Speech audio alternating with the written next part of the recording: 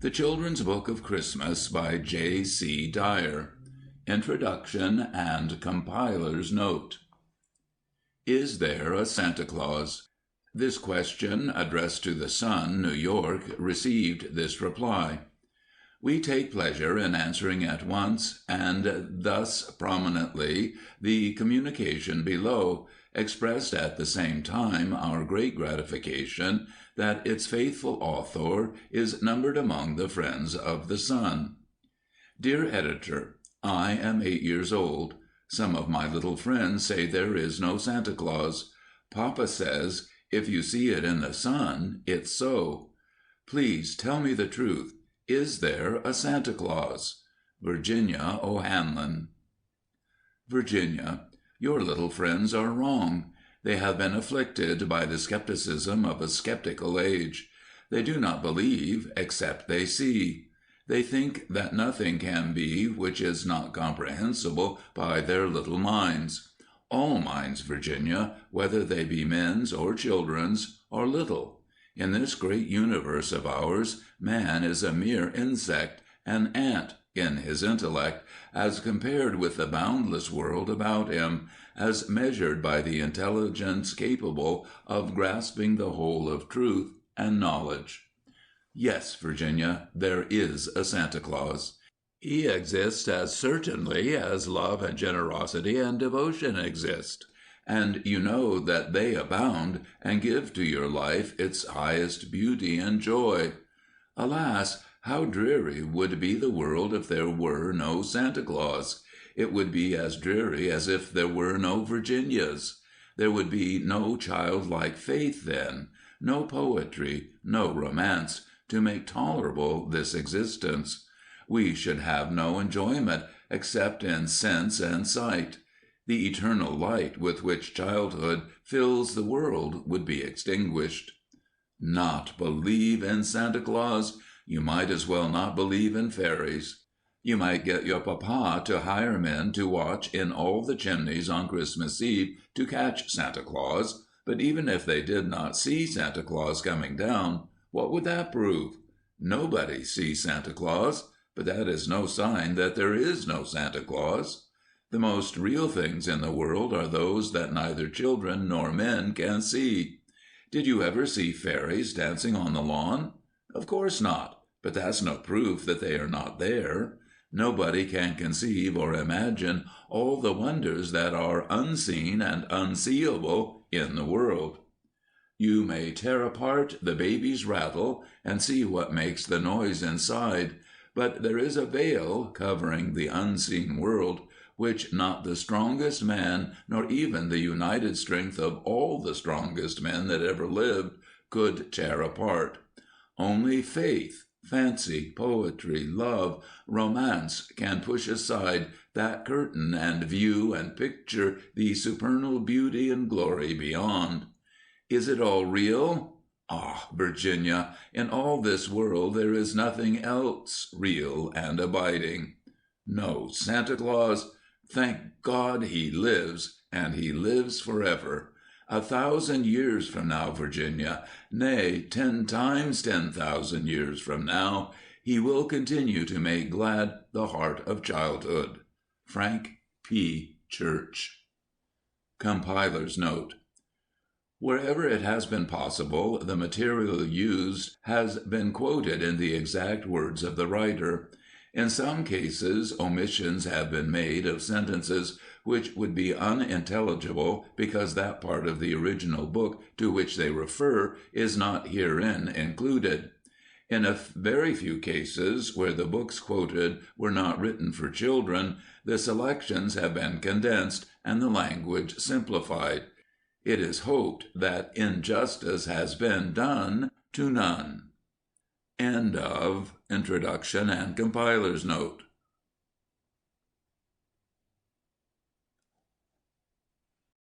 Part 1 of The Children's Book of Christmas by J.C. Dier.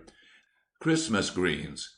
It is hard for you who have never felt the lack of heat and light to know what the long, dark winter must have meant to the men of long ago who first kept the midwinter feast.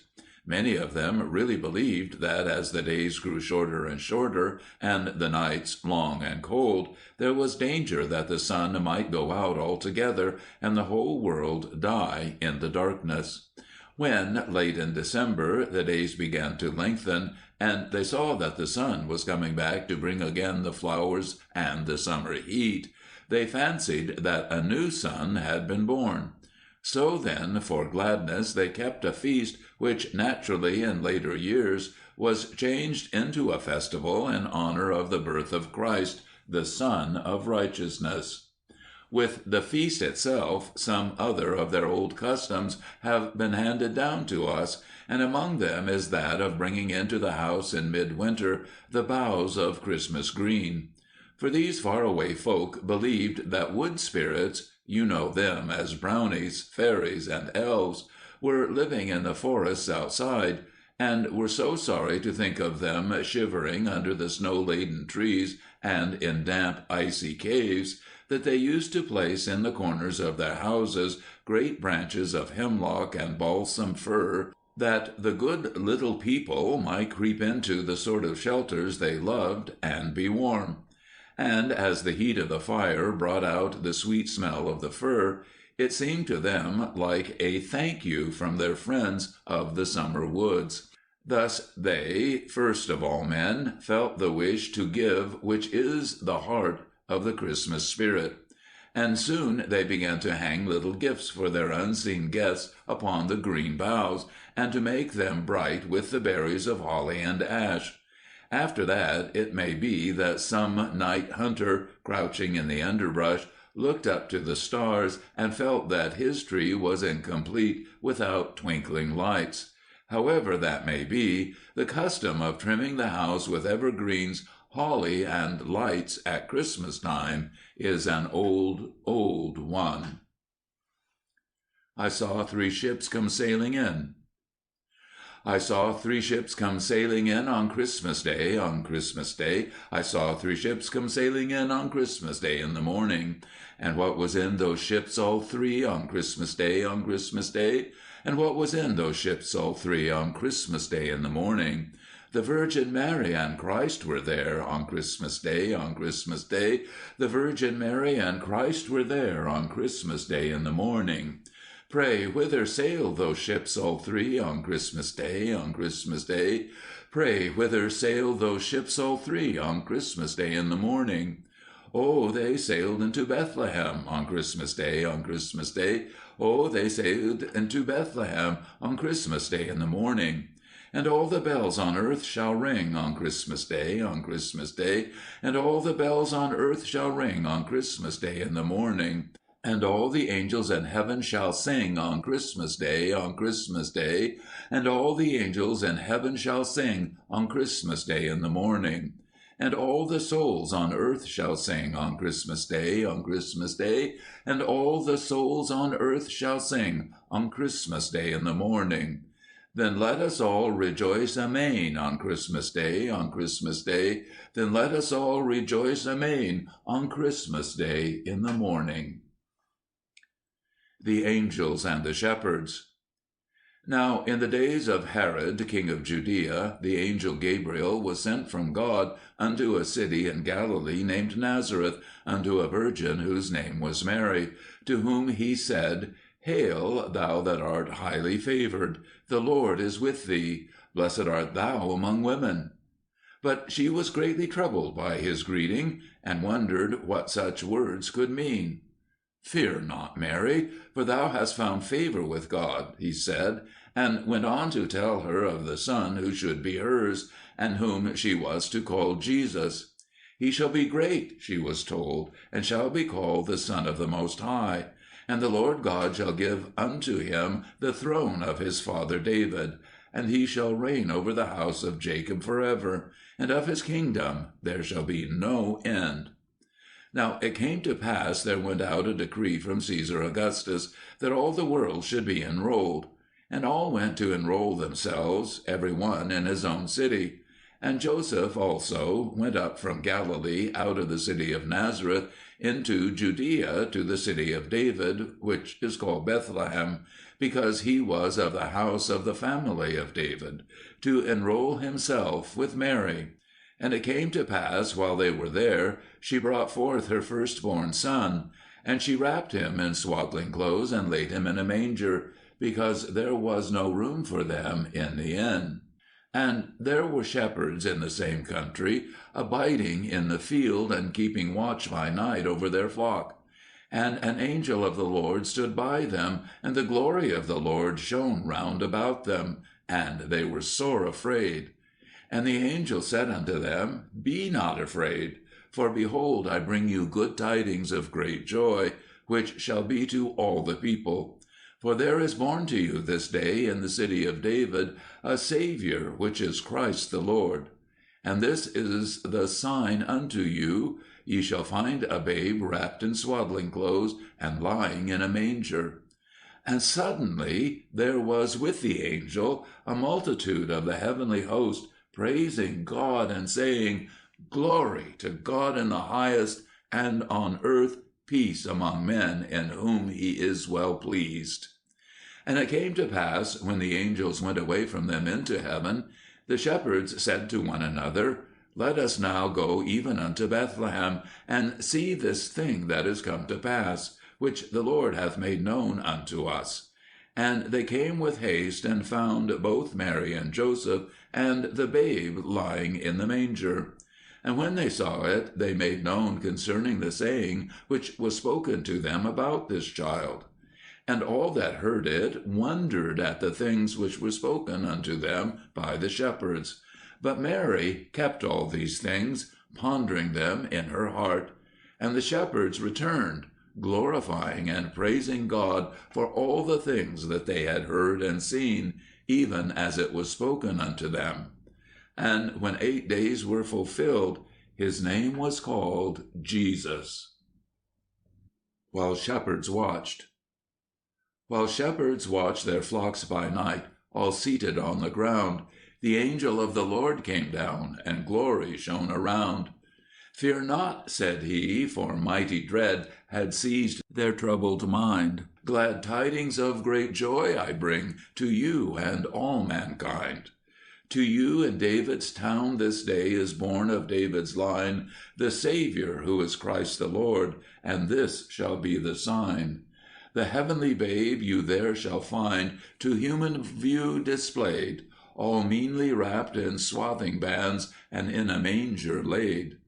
Thus spake the seraph, and forthwith appeared a shining throng of angels, praising God, and thus addressed their joyful song. All glory be to God on high, and to the earth be peace, goodwill henceforth from heaven to men, begin and never cease. The wise men from the east.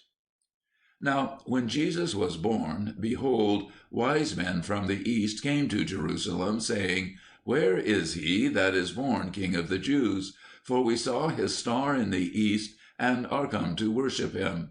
And when Herod the king heard it, he was troubled, and all Jerusalem with him. And gathering together all the chief priests and scribes of the people, he inquired of them where the Christ should be born. And they said unto him, Well, in Bethlehem of Judea, for thus it is written by the prophets, And thou, Bethlehem, land of Judah, art in no wise least among the princes of Judah, for out of thee shall come forth a governor, which shall be shepherd of my people Israel. Then Herod privily called the wise men, and learned of them carefully what time the star appeared. And he sent them to Bethlehem, and said, Go and search out carefully concerning the young child, and when you have found him, bring me word, that I also may come and worship him.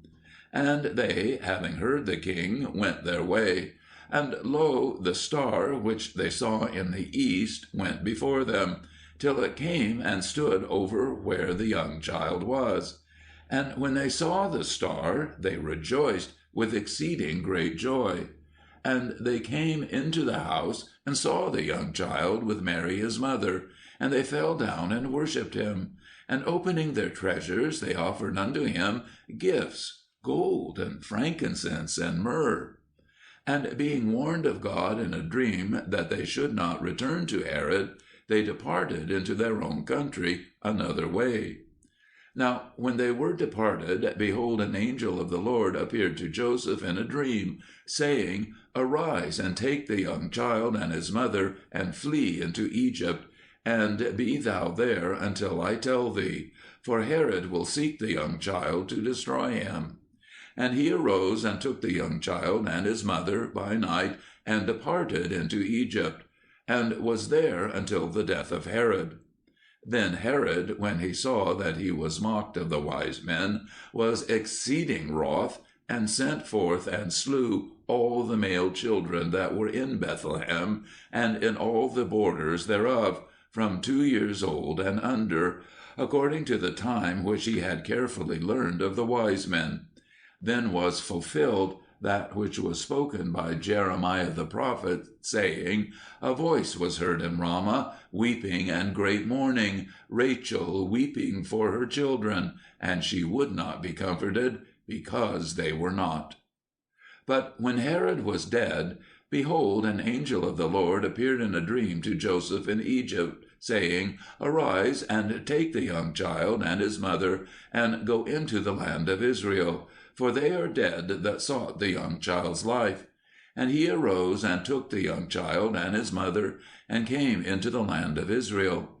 But when he heard that Archelaus was reigning over Judea in the room of his father Herod, he was afraid to go thither, and being warned of God in a dream, he withdrew into the parts of Galilee, and came and dwelt in a city called Nazareth, that it might be fulfilled which was spoken by the prophets, that he should be called a Nazarene. Strooijenband in Holland. A Dutch boy does not have to wait until December 25 for the great gift day of the year. He is one of those who look for the gift-bringing saint on the eve of his own day, which falls on December 6. For days beforehand the shops have been filled with toys and gaily trimmed, and on the evening of December 5, St. Nicholas is supposed by the little ones to make choice of the special treasure intended for little Dutch Jan or Margie. Indeed, it is one of the children's treats to go out on that night to see the shops, and in the doorway of many of them stands a gorgeously clad likeness of the saint. At home, the children in turn are visited by the saint. In he walked carrying a big sackful of candies, oranges, apples, and so forth, which he scatters on the floor. Indeed, the eve of St. Nicholas is called in Holland Strooijenband, which means a strewing evening. This idea of a strewing evening crops up curiously often as one reads of the various customs connected with the December holidays the world over. In southern France, the Provençal women strew wheat on the surface of shallow dishes of water, planting St. Barbara's grain. In Mexico, the children try to break with a long stick a bag or jug swung high above their heads, scattering the contents at last all over the floor. In some parts of Servia there is found among the Christmas customs one which is probably the remnant of an early rite from which all of these strewing evenings come. In that country, after the Christmas fire has been started with due ceremonies, the mother of the family brings in a bundle of straw, which has been made ready early in the day. All the young children arrange themselves behind her in a row. She then starts walking slowly about the hall, and all the adjoining rooms, throwing on the floor handfuls of straw, and at the same time imitating the hen's sound, "Cock, cock, cock, cock," while all the children, representing the hen's little chickens, merrily follow, shouting, "Pee-oo, pee-oo, pee-oo." The floor well strewn with straw, and the little folk in breathless heaps upon it, the oldest man of the family throws a few walnuts in every corner of the hall. After this, a large pot, or a small wooden box, is filled with wheat and placed a little higher than a man's head in the east corner of the hall. In the middle of the wheat is fixed a tall candle of yellow wax. The father of the family then reverently lights the candle, and folding his arms on his breast, he prays, while all who are present stand silently behind him, asking God to bless the family with health and happiness, to bless the fields with good harvests, the beehives with plenty of honey, the sheep with many lambs, the cows with rich, creamy milk, and so on. When he finishes his prayer, he bows deeply before the burning candle, and all those standing behind him do the same. He then turns toward them and says, "May God hear our prayer, and may he grant us all health." To which they answer, "God grant it, Amen." In Holland, the very little children believe that while they are busy gathering up the saint's goodies, or else in the night he hides away the presents meant for them all over the house. Before they go to bed, they place their largest shoes, wooden sabots, such as you see in almost every picture of Dutch children, in the chimney place, where in the morning they find them stuffed with fruit, nuts, and sweets. There are no lie-a-beds in Holland on St. Nicholas morning. There is a glorious game of seek and find going on in every house where there are children. Piet takes down one of the shining copper saucepans hanging beside the chimney place, and finds curled up inside it the many petticoated doll, which, of course, he hands over to a delighted little sister, who has somewhere discovered his box of gaily painted leaden soldiers. There are plenty of hiding holes in an old Dutch house. Thick oak beams support the walls and roofs, and make wide ledges upon which Rupert may find a packet containing 2 flat silver buttons, which once belonged to his great-grandfather. He is the oldest son, beginning to be particular about his striped waistcoats and the tight fit of his blue or red coat. He will be immensely proud to wear, as every other man in the old village does, 2 silver buttons at the waist of his baggy trousers. In the parts of Holland where the new fashions have not spoiled the old, silver buttons are to the men what such coral necklaces as Rupert's sister wears are to the women. These buttons are always as big as the men can afford, and sometimes are like saucers. The little boys, even the tiniest ones, are dressed exactly after the pattern of their fathers. But their 2 flat buttons are smaller, about as large as 50-cent pieces, and stamped with some design, the favorite one being a ship. When all the gifts have been hunted out, down to a pair of skates with long, curved tips, for a boy so little that you would think St. Nicholas must have made a mistake if you did not know that Dutch children learn to skate almost as early as you learn to walk. The children are ready for the season's other special treat, the gingerbread cakes. Delicately spiced gingerbread is made into many fantastic shapes, but every one, young or old, receives a gingerbread doll. Figures of men are given to the womenfolk, and of women in ruffles and straight skirts to the men. It is interesting to see how exactly like these gingerbread figures are in outline to those in early Dutch paintings. The models from which they are patterned frequently date from the 15th and 16th centuries. How St. Nicholas came to Volendam.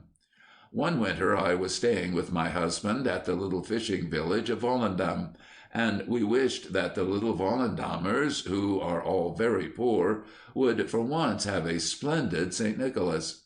A French artist who was there at the same time was of our opinion, and we were equally supported by our host Spandar and his wife and their family of blooming daughters. In the wooden hotel there is a coffee-room, long and low, of really vast proportions. In the summer-time, half of it forms the drawing-room. At the farther end of this apartment is a small stage with wings. On this occasion, thanks to Spandar, the whole of it was covered in spotless white. Tables were erected, and upon their surface were arranged about 1,000 toys and as many oranges and cakes. A white throne was placed for St. Nicholas, whose part was taken by the Frenchmen.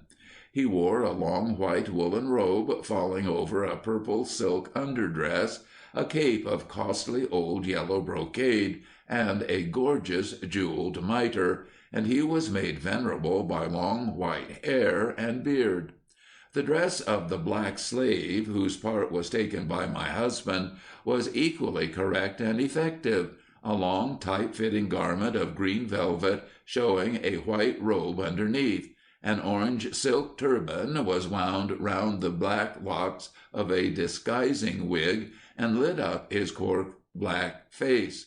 So much for the preparations, completed with considerable trouble and a great deal of amusement. My husband painted a large poster, on which was set forth a notice to all the children of Volendam that at 6:30 a boat would land upon the quay, bearing St. Nicholas and his faithful slave laden with gifts. One may easily imagine the joy and delight of these poor fisher children, into whose uneventful lives what English children call a treat hardly ever enters. They crowded about the announcement and read that St. Nicholas would come laden with gifts. Who can say what wild, beautiful hopes filled their hearts? Before 5 o'clock the youngsters began to assemble. The quay was crowded with them, so was the narrow road leading from the quay to the hotel. The parents also were there, quite as excited and almost as credulous as their children. Indeed, all Volendam turned out to welcome the saint. Rain began to fall, but although it soaked their poor clothes, it seemed to have no damping effect upon their spirits, all afire as they were with expectation. Meanwhile, the saint and his slave rowed out to their boat. It was now almost dark, but in the faint light one could still distinguish the fishing boats which always crowd the harbor, their tall masts and sails dimly defined against the gray sky, and their narrow flags gently flapping in the rain. At one point there was an opening between the boats, a glimmering waterway, where those who were in the secret expected the boat to appear. The time passed slowly. It was 7 o'clock, and everyone was very wet. Still, all Volendam was full of cheerful good humor. At length a blaze of bright light far out on the water revealed the saint, a venerable figure standing in the boat, crozier in hand, evidently blessing the expectant crowd. In a few moments the boat reached the landing place.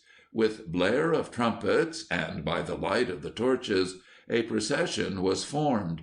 How radiant were the faces illumined by the flickering glow! Soon the warm, well-lighted café was reached. The saint sat on his throne, and his good slave rapidly distributed presents to the little ones, safely housed from the inclement weather. Alas, they were very wet, but as not one of the 700 coughed during the distribution, it may be concluded that the young Volendammers do not easily take cold. Their surroundings are so damp that they are almost amphibious. Every face beamed with happiness.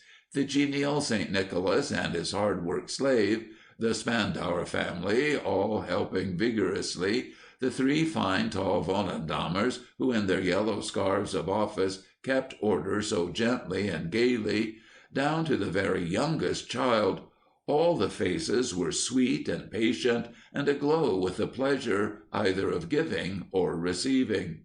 The crowd of children looked plump and healthy, and although many garments were much patched, there were no rags. The poorest seemed to be well cared for and comfortable. 700 of them were made happy with toys and fruit, but there was no scrambling or pushing, nothing but happy expectation, and then still more happy satisfaction. All too soon it was over. The last child clattered down the long room with its precious armful. Afterwards we heard from the school teachers and the children's parents that most of them believed firmly that it was the real saint descended from heaven who had laid his hands on their heads in benediction as they received their presents from the black slave. Beatrix Jungmann. Keeping Christmas in the Old Way. There is an amusing account of how Christmas used to be observed in England in the time of George II. in a little book called Round About Our Coal Fire, or Christmas Entertainments, published in 1740. The author begins: First, acknowledging the sacredness of the holy time of Christmas, I proceed to set forth the rejoicings which are generally made at the great festival. You must understand, good people, that the manner of celebrating this great course of holy days is vastly different now to what it was in former days. There was once upon a time hospitality in the land. An English gentleman, at the opening of the great day, had all his tenants and neighbors enter his hall by daybreak, the strong beer was broached, and the blackjacks were plentifully about with toast, sugar, nutmeg, and good Cheshire cheese. The rooms were embowered with holly, ivy, cypress, bays, laurel, and mistletoe, and a bouncing Christmas log in the chimney glowing like the cheeks of a country milkmaid. Then was the pewter as bright as Clorinda, and every bit of brass as polished as the most refined gentleman. The servants were then running here and there, with merry hearts and jolly countenances. Everyone was busy welcoming of guests, and looked as smug as new-licked puppies, the lasses as blithe and buxom as the maids in good Queen Bess's days, when they eat sirloins of roast beef for breakfast. Peg would scuttle about to make toast for John, while Tom run harum-scarum to draw a jug of ale for Marjorie. Gaffer Spriggins was bid thrice welcome by the squire, and Goody Goose did not fail of a smacking buss from his worship, while his son and heir did the honours of the house. In a word, the spirit of generosity ran through the whole house. In these times all the spits were sparkling. The hacken, a great sausage, must be boiled by daybreak, or else two young men took the maiden, the cook, by the arms, and run her round the market-place, till she was ashamed of her laziness. And what was worse than this, she must not play with the young fellows that day, but stand neuter like a girl doing penance in a winding-sheet at a church door. But now let us inquire a little farther, to arrive at the sense of the thing. This great festival was in former times kept with so much freedom and openness of heart, that every one in the country where a gentleman resided possessed at least a day of pleasure in the Christmas holy days.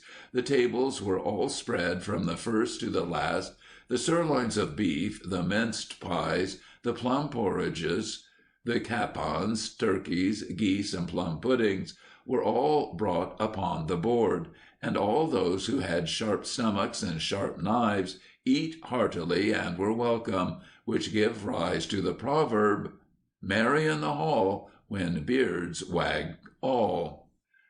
A merry gentleman of my acquaintance desires I will insert that the old folks in the days of yore kept open house at Christmas out of interest, for then, says he, they received the greatest part of their rent in kind, such as wheat, barley, or malt, oxen, calves, sheep, swine, turkeys, capon, geese, and such like, and they not having room enough to preserve their cattle or poultry, nor markets to sell off the overplus, they were obliged to use them in their own houses, and by treating the people of the country, gained credit amongst them, and riveted the minds and goodwill of their neighbours so firmly in them, that no one durst venture to oppose them. The squire's will was done whatever came on it, for if he happened to ask a neighbour what was a clock, they returned with a low scrape, "It was what your worship pleases."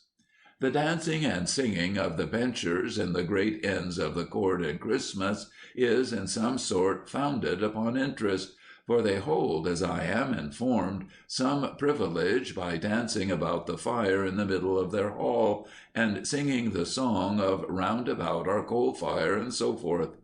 This time of the year being cold and frosty, generally speaking, or when Jack Frost commonly takes us by the nose, the diversions are within doors, either in exercise or by the fireside. Country dancing is one of the chief exercises. Then comes mumming or masquerading, when the squire's wardrobe is ransacked for dresses of all kinds, and the coal hole searched round, or corks burnt to black the faces of the fair, or make deputy moustaches, and every one in the family, except the squire himself, must be transformed from what they were. Or else there is a match at blind man's buff, and then it is lawful to set anything in the way for folks to stumble over. As for puss in the corner, that is a very harmless sport, and one may romp at it as much as one will. The next game to this is questions and commands, when the commander may oblige his subject to answer any lawful question, and make the same obey him instantly, under the penalty of being smutted, or paying such forfeit as may be laid on the aggressor. But the forfeits being generally fixed at some certain price, as a shilling, half a crown, and so forth, so every one knowing what to do if they should be too stubborn to submit, making themselves easy at discretion. As for the game of hoop and hide, the parties have the liberty of hiding where they will, in any part of the house, and if they happen to be caught, the dispute ends in kissing and so forth. Most of the diversions are cards and dice, but they are seldom set on foot, unless a lawyer is at hand to breed some dispute for him to decide, or at least to have some party in. And now I come to another entertainment frequently used, which is of the story-telling order, viz. Of hobgoblins, witches, conjurers, ghosts, fairies, and such like common disturbers. End of Part 1.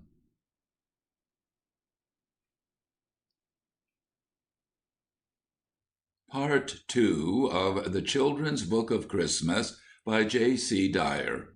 As Joseph was a-walking. As Joseph was a-walking, he heard an angel sing, "This shall be the birth-night of Christ our heavenly King. His birth-bed shall be neither in housen nor in hall, nor in the place of paradise, but in the oxen's stall. He neither shall be rocked in silver nor in gold, but in the wooden manger that lieth in the mold. He neither shall be washen with white wine nor with red, but with the fair spring water that on you shall be shed. He neither shall be clothed in purple nor in pall, but in the fair white linen that usen babies all. As Joseph was a-walking, thus did the angel sing, and Mary's son at midnight was born to be our King." The Holy Nissen and Blowing in the Yule. I do not know how the 40 years I have been away have dealt with Holy Nissen, the Christmas elf of my childhood. He was pretty old then, gray and bent, and there were signs that his time was nearly over. So it may be that they have laid him away. I shall find out when I go over there next time. When I was a boy, we never sat down to our Christmas Eve dinner until a bowl of rice and milk had been taken up to the attic, where he lived with the marten and its young, and kept an eye upon the house, saw that everything ran smoothly. I never met him myself, but I know the house cat must have done so. No doubt they were well acquainted, for when in the morning I went in for the bowl, there it was, quite dry and licked clean, and the cat purring in the corner. So, being there all night, he must have seen and likely talked with him.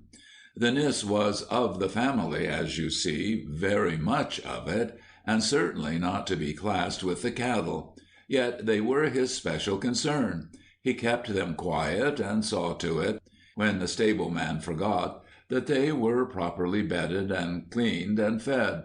He was very well known to the hands about the farm, and they said that he looked just like a little old man, all in gray, and with a pointed red nightcap and long gray beard. He was always civilly treated, as he surely deserved to be. But Christmas was his great holiday, when he became part of it, indeed, and was made much of. So, for that matter, was everything that lived under the husbandman's roof, or within reach of it.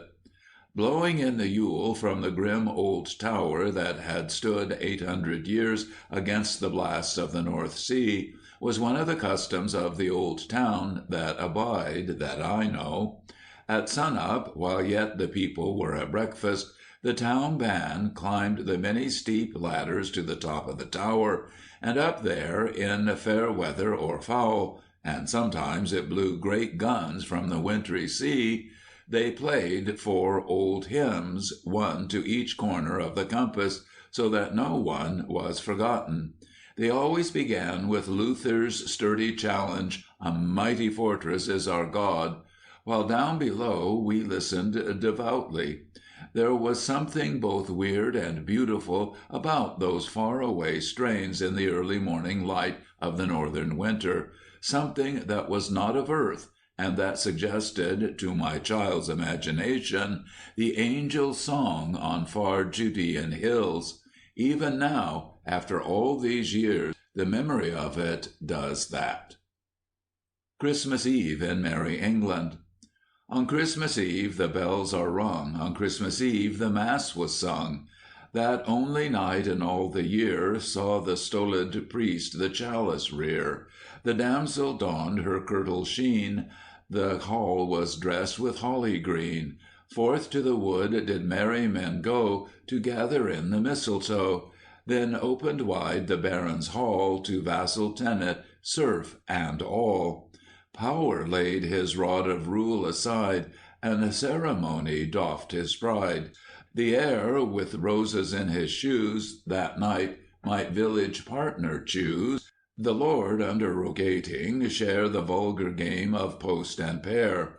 All hailed, with uncontrolled delight, and general voice, the happy night, that to the cottage, as the crown, brought tidings of salvation down. The fire, with well-dried logs supplied, went roaring up the chimney wide. The huge hall table's oaken face, scrubbed till it shone, the day to grace, bore then upon its massive board no mark to part the squire and lord. Then was brought in the lusty brawn by old blue-coated serving man. Then the grim boar's head frowned on high, crested with bays and rosemary. Well can the green-garbed ranger tell how, when, and where the monster fell, what dogs before his death he tore, and all the baiting of the boar. The wassail round, in good brown bowls, garnished with ribbons, blithely trolls. There the huge sirloin reeked, hard by plum porridge stood, and Christmas pie. Nor failed old Scotland to produce, at such high tide, her savoury goose. Then came the merry maskers in, and carols roared with blithesome din. If unmelodious was the song, it was a hearty note and strong.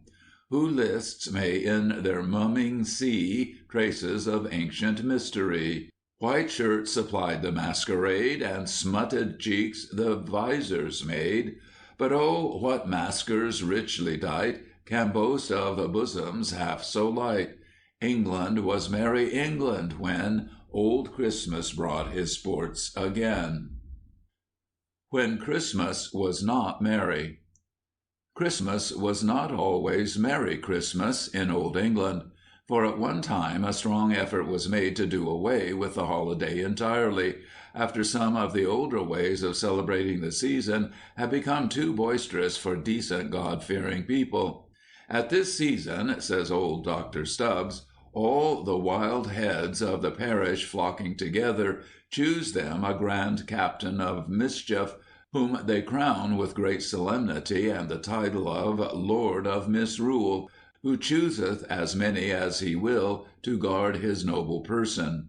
Then every one of these men he dressed in liveries of green, of yellow, or other light color, and as though they were not gaudy enough, they bedecked themselves with scarves, ribbons, laces, and jewels. This done, they tie about either leg 20 or 40 bells, with rich handkerchiefs on their heads, and sometimes laid across their shoulders and necks. Then march this heathenish company to the church, their pipes piping, their drums thundering, their bells jingling, their handkerchiefs fluttering about their heads like madmen. their hobby horses, dragoons, and other monsters skirmishing among the throng. And in this sort they go to church, though minister be at prayer or preaching, dancing and singing with such a confused noise that no man can hear his own voice. My Lord of Misrule's badges were given to those who contributed money to pay the expense of this wild fooling. Those who refused were sometimes ducked in the cow pond, he adds. It is admitted that these abuses were quite as bad as he described, and that they were among the chief reasons why, in the 17th century, Cromwell tried to put down the great old holiday. His Puritan government ordered that the shops were to be opened, that markets were to be held, that all the work of the world should go on as if there had never been carols sung or chimes set ringing on Christmas Day in the morning. Instead of merry chimes, people heard a crier's harsh-sounding bell, and his monotonous voice telling everyone, "No Christmas! No Christmas!" In Scotland, about the same time, bakers were ordered to stop baking Yule cakes, women were ordered to spin in open sight on Yule Day, farm laborers were told to yoke their plows. In both countries, the masques or Christmas plays, which had been so popular in the houses of rich nobles, were absolutely forbidden, and if one were given, those who merely looked on might be fined and the actors whipped. But the people would not have their holiday taken away. Shops might open, but few would come to buy. In Canterbury, on one Christmas Day, the townspeople asked the tradesmen to close their shops. The tradesmen feared the law's penalties, so refused. In the riot that followed, the mob broke the shop windows, scattered the goods, and roughly handled the shopkeepers. In London, even Christmas decorations were forbidden, but when the Lord Mayor sent a man to take down some holiday greens from one of the houses, the saucy London prentice boys swarmed out with sticks and stones and sent him flying. Then came on horseback, fat and lordly, even the great Lord Mayor himself, who thought his dignity would overawe the unruly boys. But they only laughed and shouted until his horse took fright and ran away. And perhaps he was glad to be let off so lightly.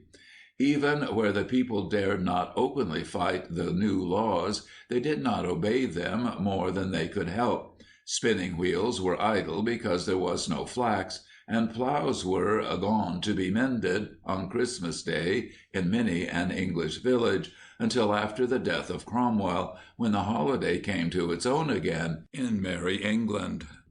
The same dislike for the festival of Christmas, with its drinking, dancing, and stage plays, came over to the New World with the Puritans. Only a year after the landing at Plymouth, Governor Bradford called his men out to work, on the day called Christmas Day, as on other days. But certain young men who had just come over in the little ship Fortune held back and said it went against their consciences to work on that day. So the governor told them that he would spare them till they were better informed. But when he and the rest came home at noon from their work, he found them in the street at play openly, some pitching the bar and some at ball and such like sports. So he went to them and took away their implements, and told them it was against his conscience that they should play and others work. If they made the keeping of it matter of devotion, he said, let them keep their houses, but there should be no gaming or revelling in the street. Later, in 1659, a law was made that anybody found to be keeping, by feasting or not working, or in any other way, any such day as Christmas Day, shall pay for every offence 5 shillings.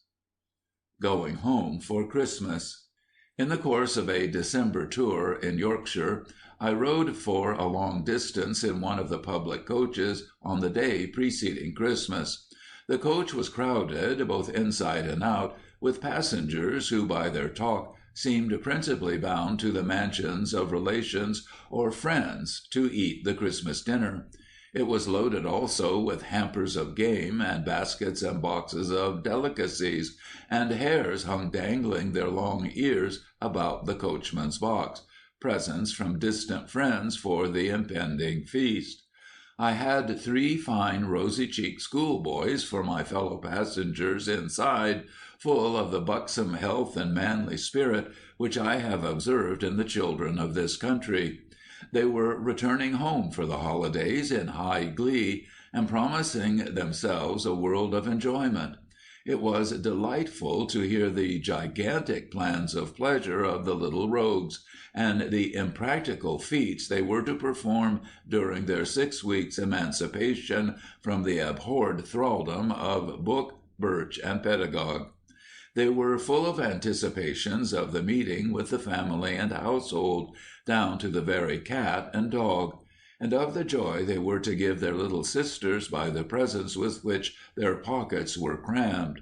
But the meeting to which they seemed to look forward with the greatest impatience was with Bantam, which I found to be a pony, and, according to their talk, possessed of more virtues than any steed since the days of Bucephalus. How he could trot! How he could run! And then such leaps as he would take! There was not a hedge in the whole country that he could not clear. They were under the particular guardianship of the coachman, to whom, whenever an opportunity presented, they addressed a host of questions, and pronounced him one of the best fellows in the whole world. Indeed, I could not but notice the more than ordinary air of bustle and importance of the coachman, who wore his hat a little on one side, and had a large bunch of Christmas greens stuck in the buttonhole of his coat. He is always a personage full of mighty care and business, but he is particularly so during this season, having so many commissions to execute in consequence of the great interchange of presents. Perhaps the impending holiday might have given a more than usual animation to the country, for it seemed to me as if everybody was in good looks and good spirits. Game, poultry, and other luxuries of the table were in brisk circulation in the villages.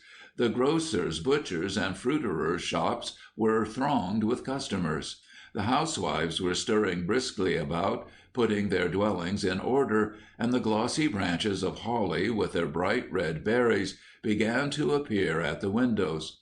The scene brought to mind an old writer's account of Christmas preparations. Now capons and hens, besides turkeys, geese, and ducks, with beef and mutton, must all die, for in 12 days a multitude of people will not be fed with a little. Now plums and spice, sugar and honey, square it among pies and broth.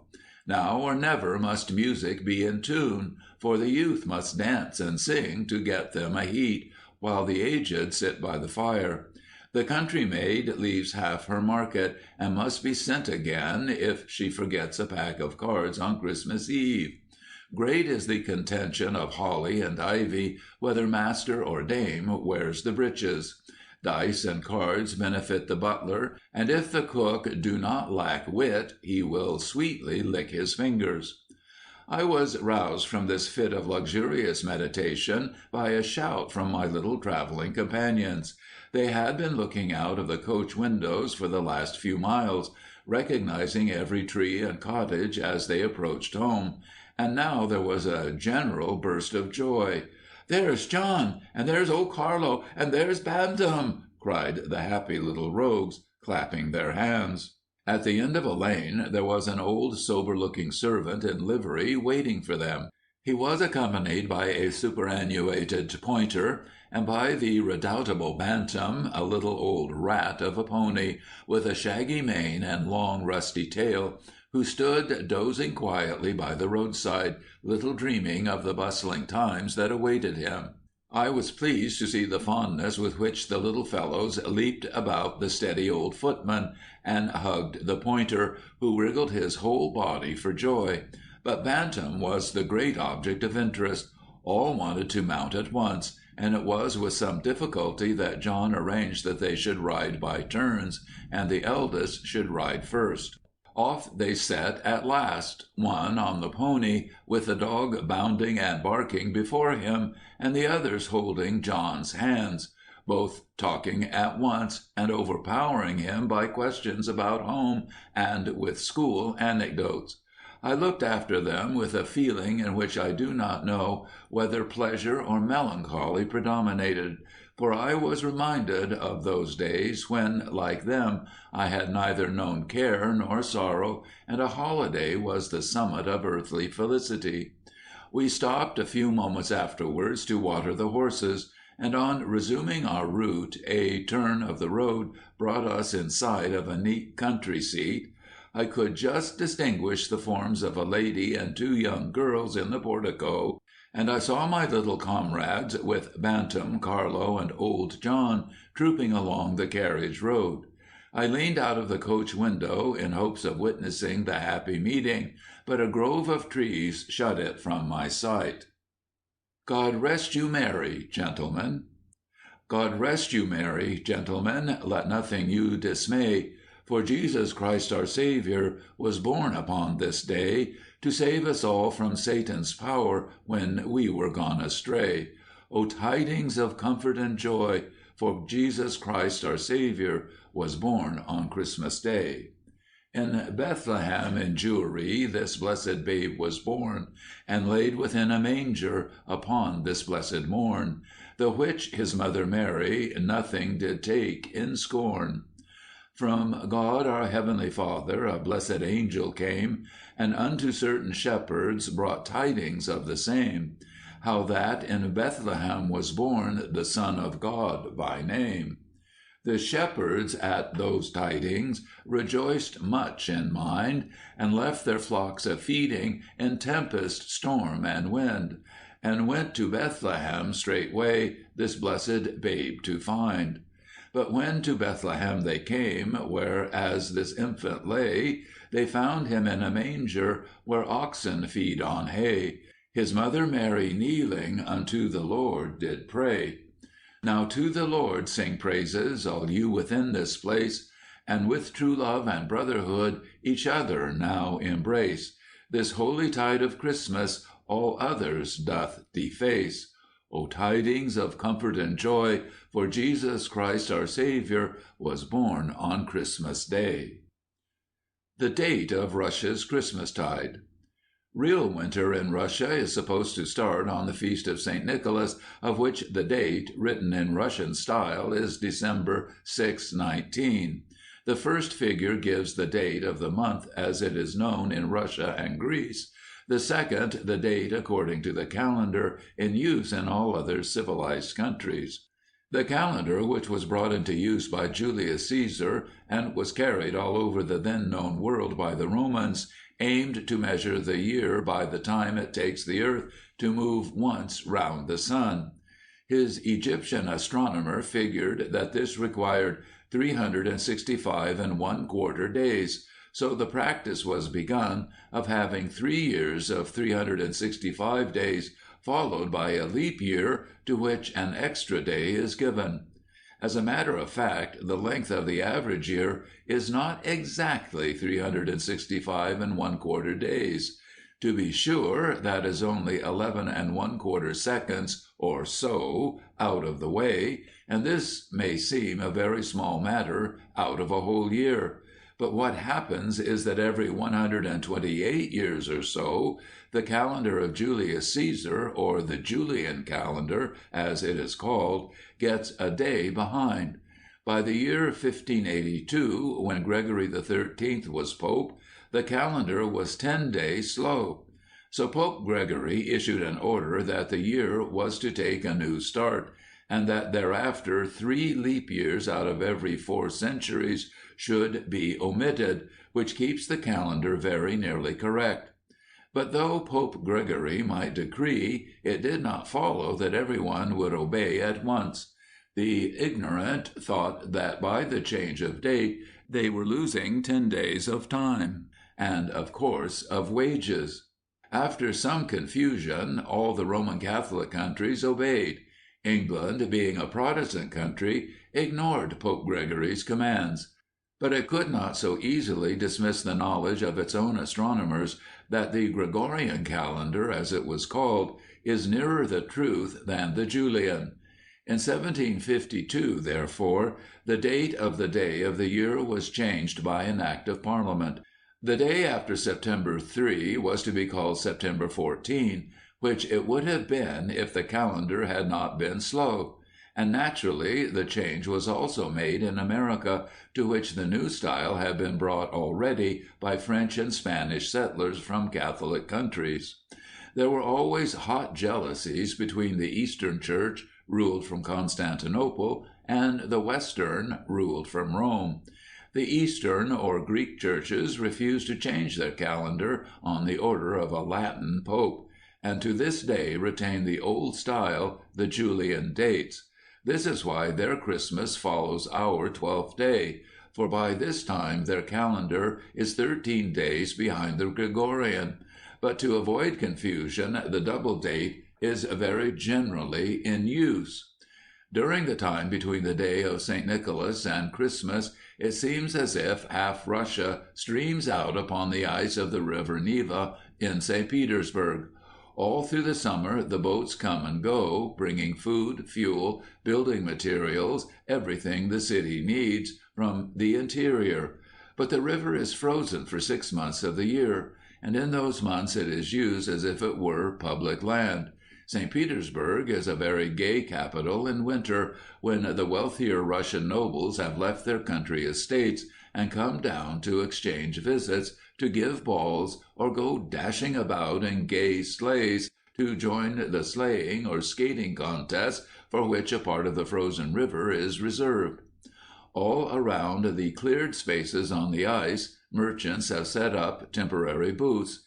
Here you may buy tea and nut cakes. There, holy pictures or icons, pictures of all the possible saints, some costing a few pennies, others with gold and silver backgrounds costing many rubles, a ruble being worth about 50 cents. On another part of the river, a great provision market is held a little before Christmas, and the booths stretch for miles. Everything is frozen. Countless oxen, piles of sheep and goats, pyramids of pigs, form a frozen range of hillocks to which the butcher comes to make his choice. With hatchet or saw he divides the animal, ox or pig, or it may be a bear, into sections which his customers store in the ice cellars, which have all been freshly filled. Thousands of workmen are engaged during the winter in cutting and drawing the ice from yet another part of the Neva, and on a still, frosty morning the clink of their axes against iron ice breakers can be heard at a long distance from the river. A great ceremony of the Greek Church takes place each year at the end of their Christmas season, the benediction of the waters, in every town and village in Russia and down along the coasts of Greece. In St. Petersburg the ceremony is performed by the Tsar outside the Winter Palace. A wooden temple is put up out on the ice, decorated with gilt and paintings within, and surrounded by a hedge of fir boughs without. A hole is made in the ice, and to this a long procession makes its way. Troops with bright banners, gorgeously robed bishops and priests carrying lighted tapers and big icons, are followed by more soldiers, the Tsar and Tsarina in magnificently jeweled robes, and after them their court, brilliant in uniforms and beautiful fur-trimmed dresses. They have all attended one service in the imperial chapel. They now have another on the ice. The water is blessed, evil spirits flee away, the soldiers fire a salute, and everyone is sprinkled with the now holy water. The procession returns to the city, carrying with it great vessels of the holy water to be used later in all the churches. Then the people who have been looking on try to get to the hole. Some draw up pailful of the cold liquid. Others plunge bodily into the icy water, believing that so they will be cleansed from sin or sickness. Many have even plunged delicate babies into it, content, if the child does not survive the shock, in the belief that its soul is forever saved. And over every door in the great city on that day rests the sign of the cross, lest the evil spirit expelled from the water should enter any home. End of Part 2.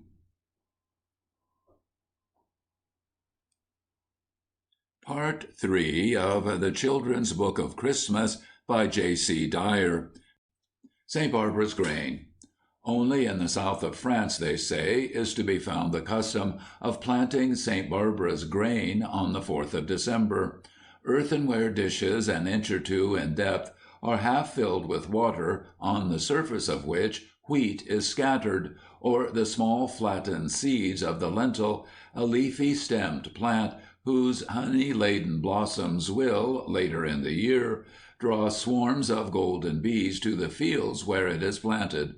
The dish is then set in the warm ashes of the fireplace, or on the deep stone sill of a sunny window, and the grain is left to sprout and grow, so that on the table of the Christmas Eve supper there may be this tender promise of the harvest of the year to come, a pale, delicate young greenness in strong contrast with the darker evergreens.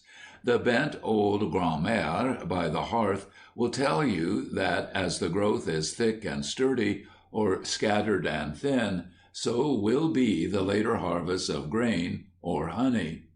The yellow daffodil, or narcissus, is a plant which first grew in southern France and along the Mediterranean, and it may be that it was some early settler from Languedoc or Provence who introduced into Louisiana a custom common half a century ago that had a dim resemblance to this planting of St. Barbara's grain.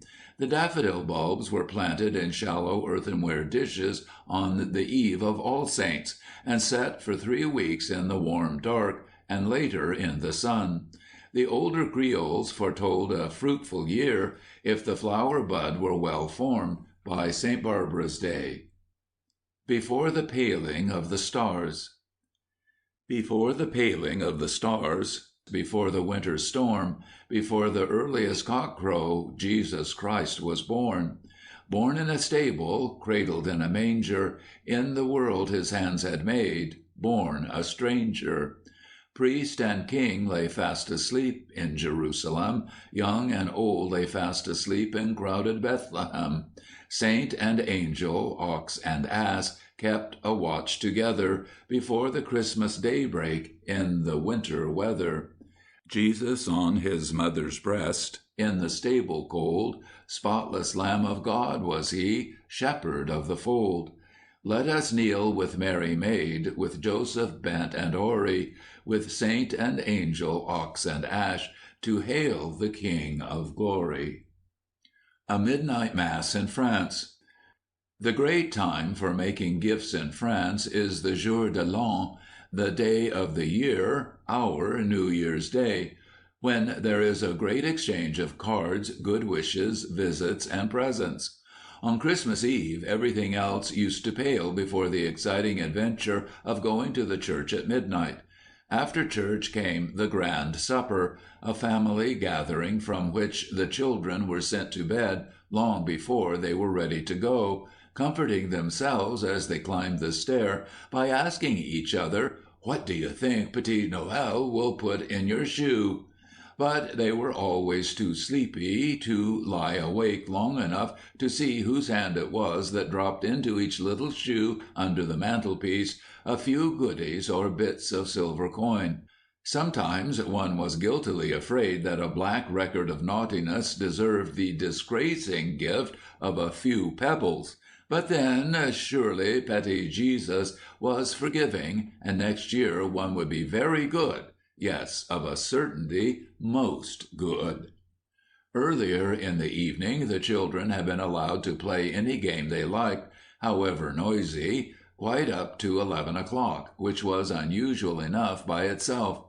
Then began a great bundling up in furs and mufflers before the plunge from the warm, candle-lighted room into the frosty night, where stars shone like gold nails driven into blue-black velvet. The frost crunched under wooden shoes, the lanterns threw strange, wavering shadows. A dry branch fell with a sudden crackle. Far away a horse whickered and stamped just as one was coming toward the deepest blackness of all, where the great gray church and the tall buildings about it threw the Grand Place into densest shadow. Nothing in that sound should frighten one, but every child had heard the peasants tell of this enchanted hour when animals in their stalls could talk like men. Still, nothing could harm a child on the way to Mass, of course, so one plucked up courage and sang out extra loudly in the refrain of whatever carol was being sung on the chimes in the ivy-covered tower. The old church had always seemed large, very large for the few who worshipped in it, but now it was majestic, reaching up toward the skies as if to gather from the angelic choir the great waves of music that rolled down the valley to be heard miles away. And how could one help gasping when a gust of wind swept him suddenly into the porch? There, through the open door, he was caught and drawn forward, adoring, by the full splendor of the altar, studded with lights, dazzling against dark walls, green with pine and laurel. At one side was the crèche, the miniature stable scene, where the mother ever watched in wondering love the Holy Child. Down the long nave, from the damp stone floor which had never known the luxury of matting, great pillars lost themselves in the blackness of the arches. But each who entered brought his lantern and set it on the stones in front of him. One after another, the little lights, like stars, came twinkling out all over the church, and each newcomer joined in the carols sung before the Mass was begun. Old carols with beloved refrains, which one heard only at Christmas time. The old mysteries, quaint plays in which long ago the peasants of southern France acted the simple stories of the adoration of the babe by the angels, the shepherds, and the wise men, are seen no more. But it is said that until very recently, in some of the provinces, at a certain pause in the Mass, a shepherd knocks loudly on the great church door, the hollow sound echoing in a solemn hush. From without is heard singing, the voices of shepherds asking to come in. Slowly the doors swing back, the people part, and the shepherds enter, passing up the nave between a double row of worshippers. In front are 2 or 3 boys playing softly on simple musical instruments. One has a flute, another a tambourine. Then begins a quaint musical dialogue between these peasants in their long weather-stained cloaks and those who stand on either side. From one hand comes the question in high treble, "Where hast thou been?" And it is echoed from the other, "What hast thou seen?" And the deep musical voices of the shepherds answer, "Deep in a manger a little child on the dry straw slumbered and smiled." So they move slowly, carrying a little fruit, a measure of grain, a pair of pigeons, to where the priest stands, waiting to bless their simple gifts and lay them at the foot of the altar. The Christ Child and the Pine Tree. On the holy night, when the Christ Child was born, the earth lay very near to heaven. All the world was at peace, and there was no noise of war to keep men on earth from hearing the angels sing. Animals and birds and trees alike were glad because of the coming of the holy babe, and like the shepherds and the wise men came to bring to him their gifts. Most of all, the little pine tree beside the road longed to take something to the Christ Child. The cedars, instead of pointing their branches upward in pointed slender trees, spread their branches wide, as cedars of Lebanon do to this day, and bent low to shelter the mother and child. But the little pine was too small to shelter anything, and though he stretched and stretched, he was not even tall enough to keep the sun out of the eyes of the wonderful babe. He was barely tall enough for the wind to make a whispering sound in the tips of his little branches. The thorn, although it was midwinter, suddenly blossomed out and brought its white flowers to make a coverlet for the child's cradle, and the little pine tree tried so hard to blossom that pine needles came out in tufts all over him, but that was all. Only the wind through his branches now sounded like a sigh. The bird of God, which we call the wren, flew quickly and brought soft moss and feathers to make his cradle warm. "I will pull off all my needles to make a bed for him," the pine tree said. But when he began to do that, Mother Mary smiled and shook her head. "Your needles would only prick him, little pine," she said, and the little pine rocked in pain, and the wind sighed through his branches. The olive came and brought sweet-smelling oil with which to rub the Christ child's little limbs, and the pine tree saw her and ached so for something to give that the rosin stood out in big drops along his stem. "Oh," he cried joyfully, "I too have oil to give." And Mother Mary's smile was very tender as she shook her head again and said gently, "But your drops are sticky and they would hurt his tender skin, dear little pine." So the little pine was very unhappy because it had nothing to offer the Christ child. And year by year, as he grew taller and remembered the holy night, the wind swept through his branches with a sound that was almost a moan, and ever since you can hear that sound from pine trees all the world over. Now, for hundreds of years after, on each Christmas Eve, the Christ child comes again, in the likeness of a poor child, gathering fallen sticks in the forest. Up and down the hills he goes, shivering in the icy cold, knocking at every door, whether it is of a cabin or a castle, until he finds someone who, remembering his lesson of love, calls him in to find warmth and shelter. And such a home he blesses. Some there are who, like the pine tree, long to serve him, and these place a candle in the window, that if he pass along their way, he may see it and come in.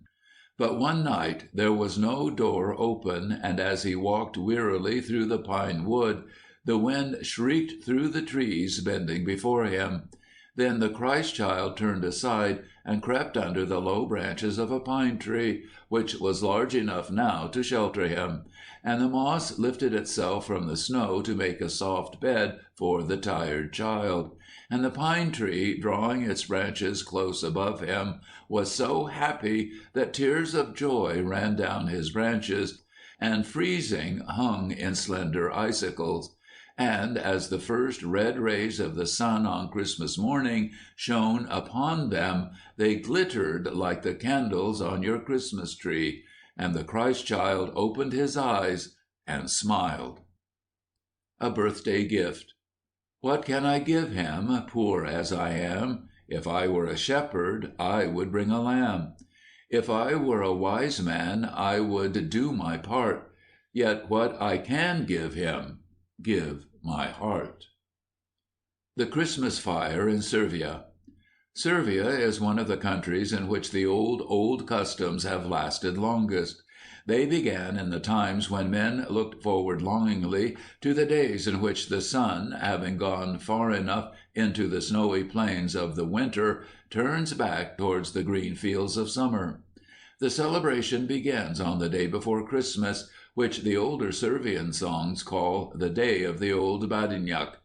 No one seems to know who Badjak was, but some have believed that the fast day was first kept in honor of the old sun god, who was thought of as grown weak and faint, and as giving place to a younger. For on the next day was the feast of the little god, the new sun who was to bring summer back again. Nowadays the name is given to logs cut for the Christmas fire. Every Servian boy is up before daylight on the day before Christmas, for he, of course, must be on hand when the strongest young men of the family start out with a cart and a pair of oxen to cut a young oak tree and bring it home. Upon the chosen tree they throw a handful of wheat with the greeting, "Happy Beyond to you." Then they begin to cut it very carefully, timing the strokes of the axes, and placing them so that the tree shall fall directly toward the rising sun, and at the exact moment when its red ball begins to show at the edge of the world. If by any mischance, or a stroke of the axe in the wrong place, the tree falls toward the west, there will be great distress, for this is thought to mean that very bad luck will follow the family through all the coming year. If the tree should fall in the right direction, but catch in the branches of another, the good fortune of the family will only be delayed for a while. The small boy's part is to watch very closely where the first chip falls, for it is most important to carry home that first oak chip. The trunk of the tree is trimmed and cut into 2 or 3 logs, of which one is a foot or more longer than the others. They are then dragged to the house, but are not taken inside until sunset. In the meantime, they stand in the courtyard on either side of the door. The house mother leaves her work as they are brought home to break a flat cake of purest wheat flour upon the longest log, while the little girl sings special songs. But soon she goes back to her work, for there is a deal to be done before sunset. The women are making Christmas cakes in the shape of lambs and chickens, and most often of little pigs, with blunt pointed noses and curly tails. For the pig belongs to a Servian Christmas as much as turkey does to an American Thanksgiving. Long ago the pagan Servians used to sacrifice a pig to the sun god on the day of the old Biadnik, and to this day you will not find one Servian house in which roast pig is not the chief dish of the Christmas dinner. While the women bake, the men prepare the pig for the next day's roasting. The boy who so carefully brought home that first oak chip put it at once into a wooden bowl, and his little sister and he cover the chip and fill the bowl with wheat. Just at sunset, the whole family gathers in the big kitchen. The mother of the family gives a pair of woolen gloves to one of the men, most often to the father, sometimes to the strongest of her sons, who goes outside to bring in the biadnik. Tall wax candles are set on either side the open door, and in front of it the mother stands with the wooden bowl in her hands. As the log is brought in, she throws a handful of wheat at the bearer, who says, "Good evening, and may you have a happy Biadni day." He is answered by a chorus of greetings from all in the room. In some parts of the country each man present brings in a log, and at each is thrown a little wheat in sign of the wish that, in the year to come, food may be plenty enough to throw away. A glass of red wine is then sprinkled on the log, and the oldest and the strongest of the family together place it on the burning fire, in such a way that the thick end of the log sticks out above the hearth for about a foot. And sometimes you may see a prudent father smear the end of it with honey, and place on it a bowl of wheat, an orange, and the plowshare, that they may be so warmed by the Christmas fire that the cattle shall be fed, the bees industrious, and the trees and fields be fruitful through all the year. The Day of the Little God.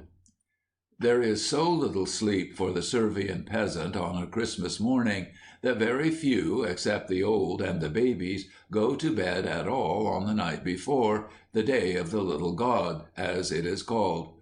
For one thing, the new biadnik, the great log on the Christmas fire, must be kept burning all the time, and brightly. Then the all-important pig must be set to roast early. When it is ready and laid before the fire, someone goes outside and fires off a gun or pistol, and when the roasted pig is taken from the fire, the shooting is repeated. From 4 to 8 o'clock on a Christmas morning, every Servian village re-echoes as if it were celebrating the 4th of July with cannon crackers. Just before sunrise, some young girl of the family goes to the fountain or the brook from which they usually get their drinking water. Before she fills her pots or jars, she greets the water, wishing it a happy Christmas, and throws into it a handful of wheat.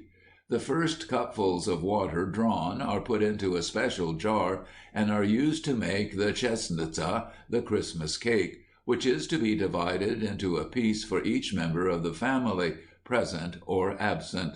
A small silver coin baked into it is supposed to fall to the lot of that member of the family who is to meet with special good fortune during the coming year. No other visitor is allowed to enter the house before the palatsnik, the Christmas guest, has come. The part is usually taken by some boy from a neighbor's family, who comes very early and brings with him a woolen glove full of wheat. When at his knock the door is opened, he showers the wheat over those round the brightly burning fire and into all corners of the room with the greeting, "Christ is born." The mother of the family throws a handful of wheat at him, and all the others shout, "In truth, he is born." The guest then walks straight to the fire, and with the heavy shovel strikes the burning log with all his force repeatedly, so that thousands of sparks rise high in the chimney, while he says, "May you have this year so many oxen, so many horses, so many sheep, so many pigs, so many beehives of honey, so much good luck, so much success and happiness." After this good wish, he kisses his host, drops to his knees before the Christmas log on the fire, kisses one end of it, which sticks out of the fireplace into the room, and places a coin upon it as his gift. As he rises, a woman offers him a low wooden chair, but just as he seats himself, draws it away so that he sits down hard upon the ground, and is thus supposed to fix to it firmly every good wish he has spoken. Finally, he is wrapped in a thick blanket, and with it around him sits quietly for a few minutes, while the young folks who are to tend the flocks and herds in the coming year come to the hearth and kiss each other solemnly across the Christmas log. The wearing of the blanket is said to ensure thick cream in the next year, and the shepherd's kisses will make for peace and plenty among the cattle. Before the chief meal of the day, all the members of the family gather about its head, each with a lighted candle in hand, while he prays briefly. Then they turn and kiss each other with such greetings as, "Peace of God be with us," "Christus is born," "In truth he is born," "Therefore let us bow before Christus and his birth." And toward the end of the meal all stand to drink to the glory of God and of the birth of Christ, which marks the end of the Christmas celebration. Nature Folklore of Christmastide. Among all the older peoples of Europe, there are many bits of folk stories which tell of the wonderful peace which fell upon the world on the night of the Holy Eve. A Bosnian legend says that at the time of the birth of Christ, the sun in the east bowed down, the stars stood still, the mountains and the forests shook and touched the earth with their summits, and the green pine tree bent. The grass was beflowered with opening blossoms. Incense sweet as myrrh pervaded upland and forest. Birds sang on the mountain top, and all gave thanks to the great God. This belief in the holy and gracious kinship of all nature at this season finds expression in many countries in an added tenderness for all living things during Yuletide. The very sparrows, whose nests the boys are free to raid at any other time, have a sheaf of rye set up for their Christmas feast, says Mr. Reese, who tells that once, stranded in a Michigan town, he was wandering about the streets and came upon such a sheaf raised upon a pole in a dooryard. "I knew at once," he says, "that one of my people lived in that house and kept Yule in the old way, so I felt as if I were not quite a stranger." In England, robins are the birds of Christmas time.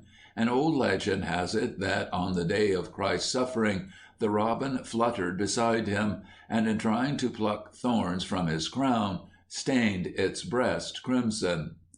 So ever when the snow comes round to crown the wintry year, perched high upon the holly bough, red robin warbles clear.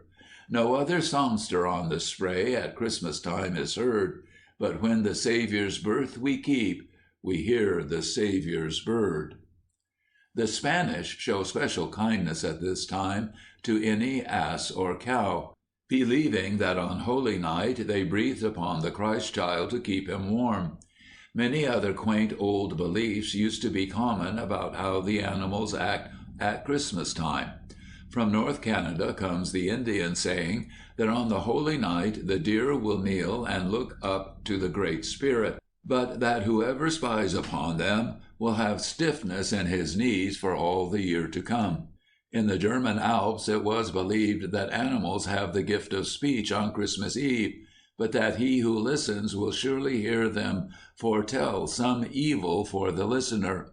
Of a like belief, Mr. Rees says that when he was a boy, all the animals knew perfectly well that the holiday had come and kept it in their way. The watchdog was unchained. In the midnight hour on the Holy Eve, the cattle stood up in their stalls and bowed out of respect and reverence for him who was laid in a manger when there was no room in the inn. And in that hour speech was given them, and they talked together. Klaus, our neighbor's man, had seen and heard it, and every Christmas Eve I meant fully to go and be there when it happened. But always, long before that, I had been led away to bed, a very sleepy boy, with all my toys hugged tight, and when I woke up the daylight shone through the frosted window panes, and they were blowing good morning from the church tower. It would be a whole year before another Christmas, so I vowed with a sigh, at having neglected a really sacred observance, that I would be there sure on the next Christmas Eve. But it was always so every year, and perhaps it was just as well, for Klaus said that it might go ill with the one who listens, if the cows found him out. In the older parts of Montenegro, the head of the family and his shepherd boy still follow the quaint old custom of lighting the animals to their stalls on Christmas Eve. Each takes a lighted wax candle, and they go together into every stall in turn, holding the candles for a moment in each of its corners. Then at the stable door they take stand, one at each side of it, and hold their candles high, while the little shepherdess drives the animals in. One by one, sheep, goats, and oxen, they pass between the flickering lights. After that, the shepherd boy and the little shepherdess kiss each other, that the cattle may live in peace and love, they say. End of Part 3.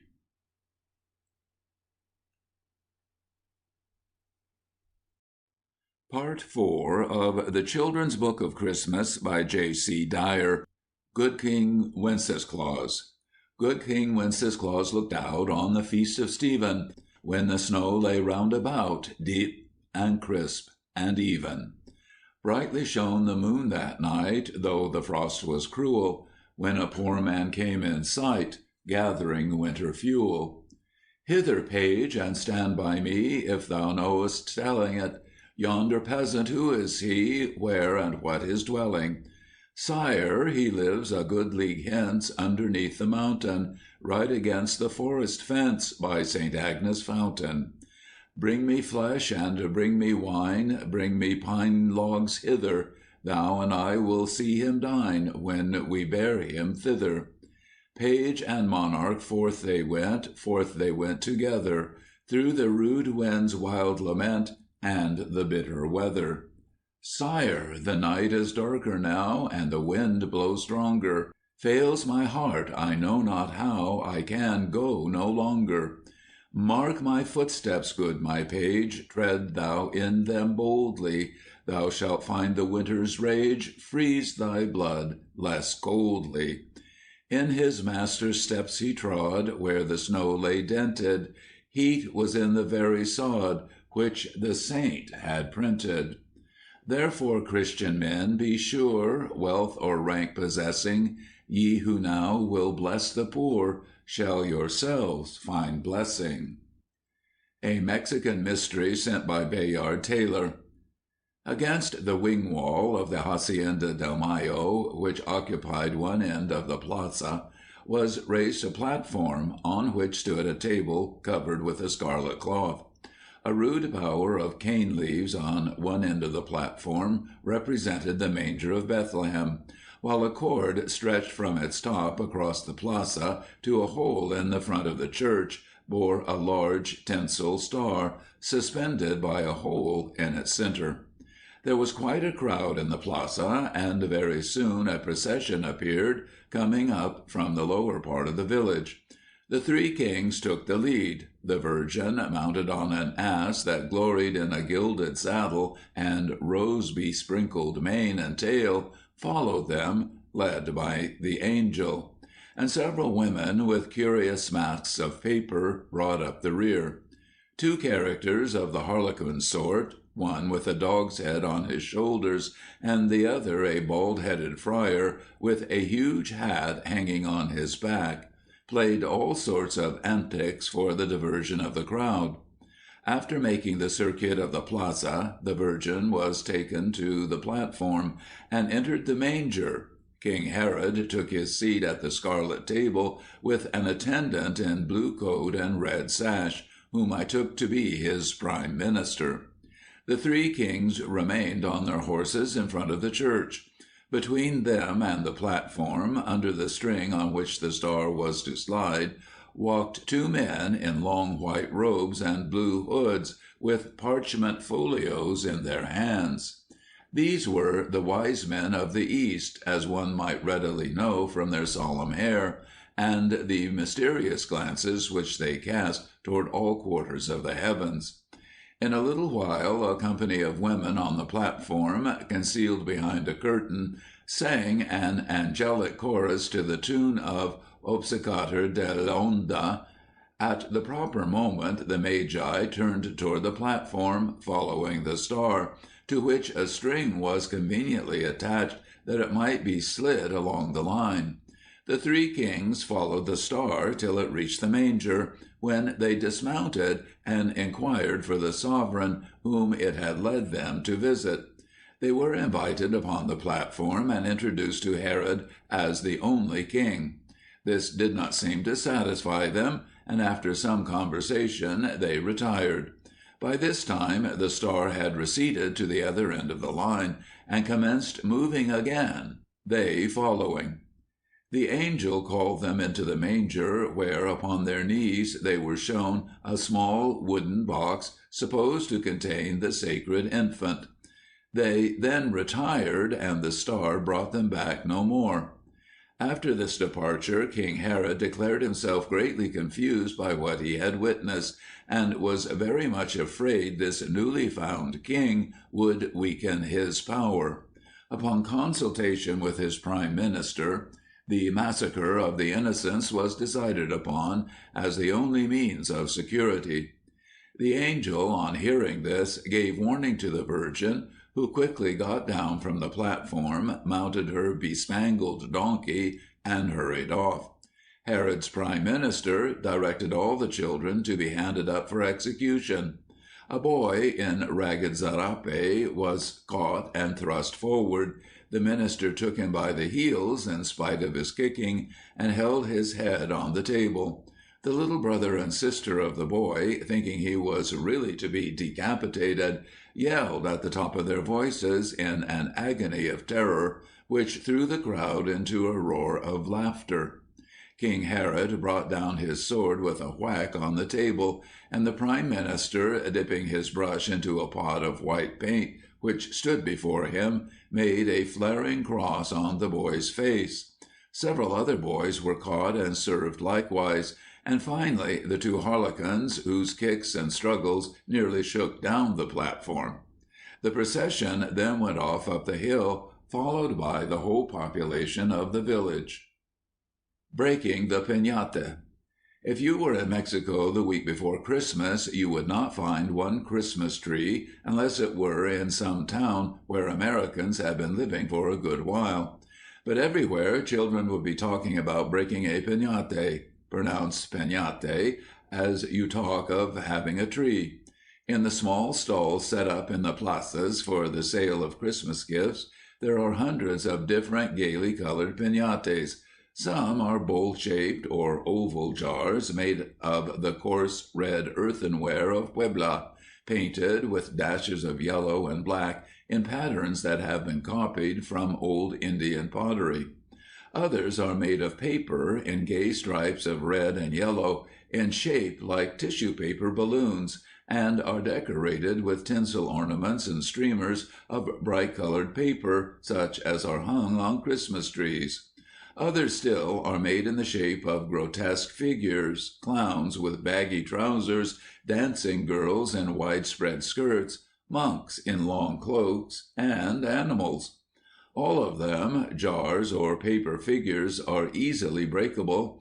They are stuffed with sweets, crackers, rattles, whistles, or any other toys which are small and light, and parents hang them, usually on Christmas Eve, from the ceiling of a room or from a branch of a tree in the courtyard.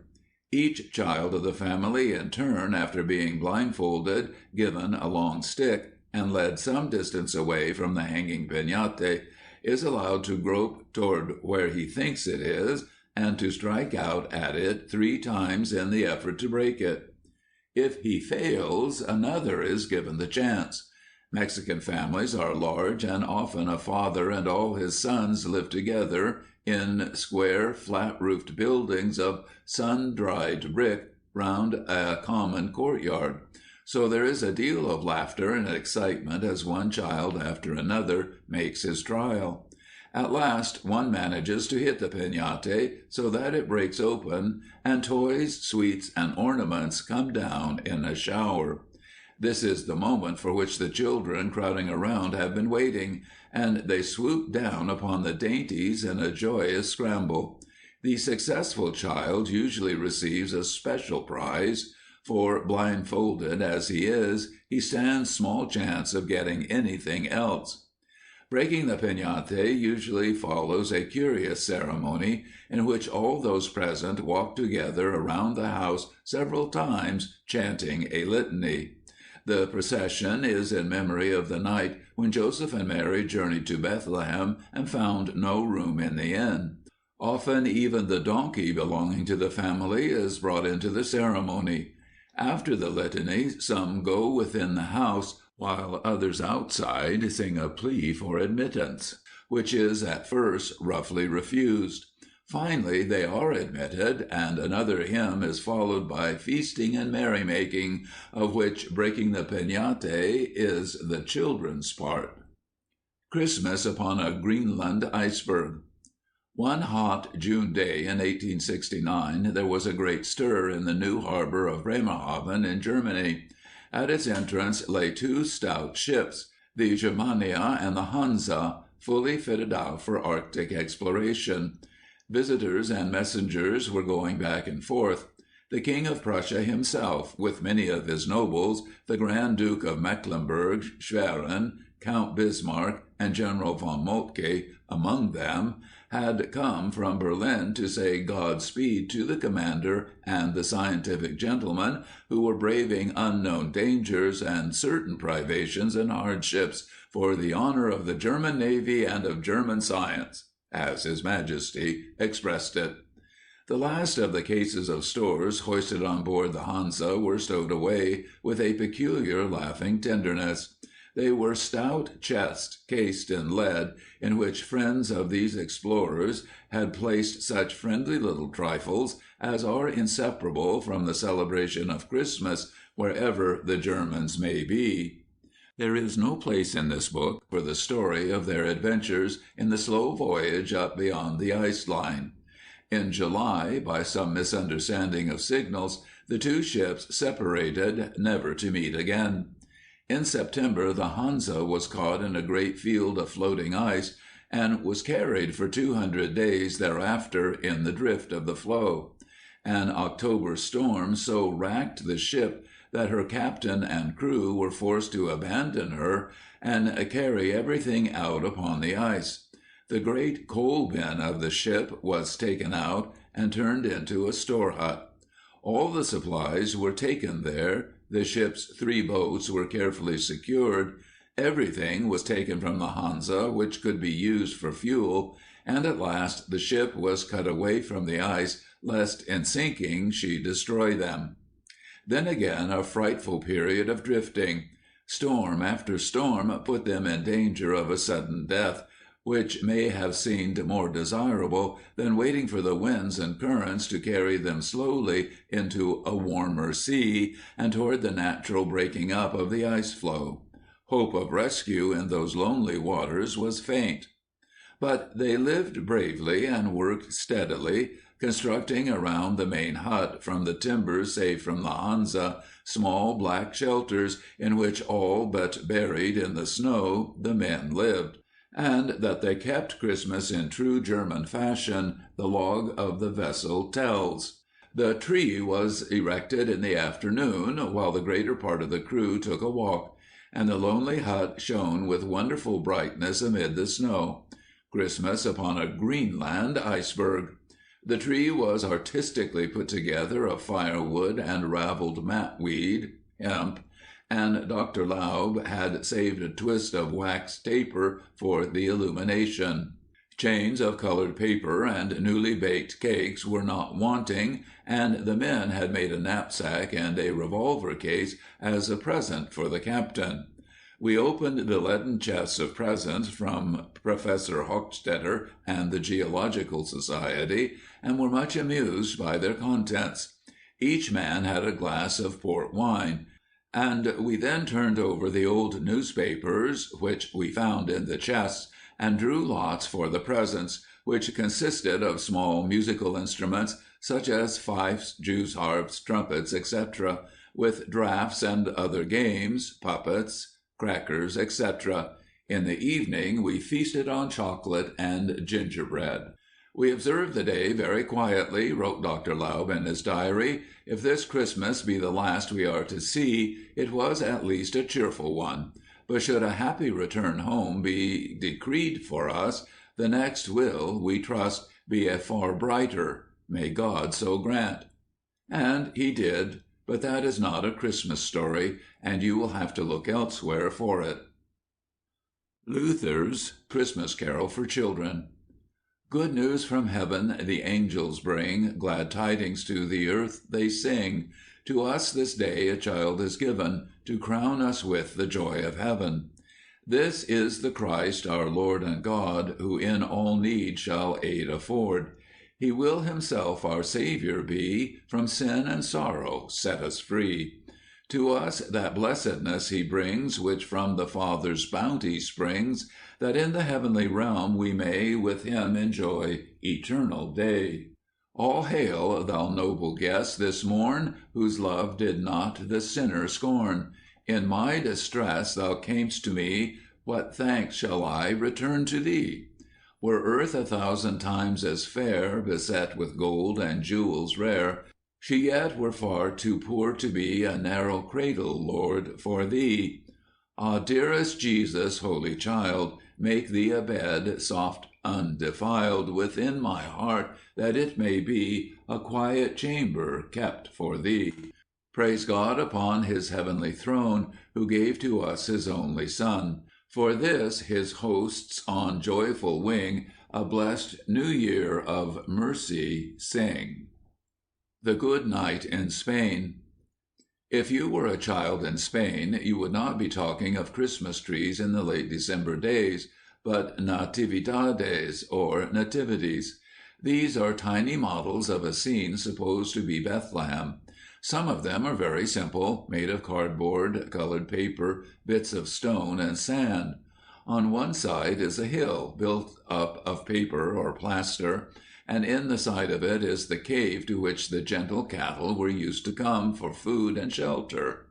By its crude matchwood manger stand or sit little figures of the Holy Family. Often these are modeled from beautiful designs, the work of famous artists who put their highest skill into creating the tiny images of the Mother and the Holy Child.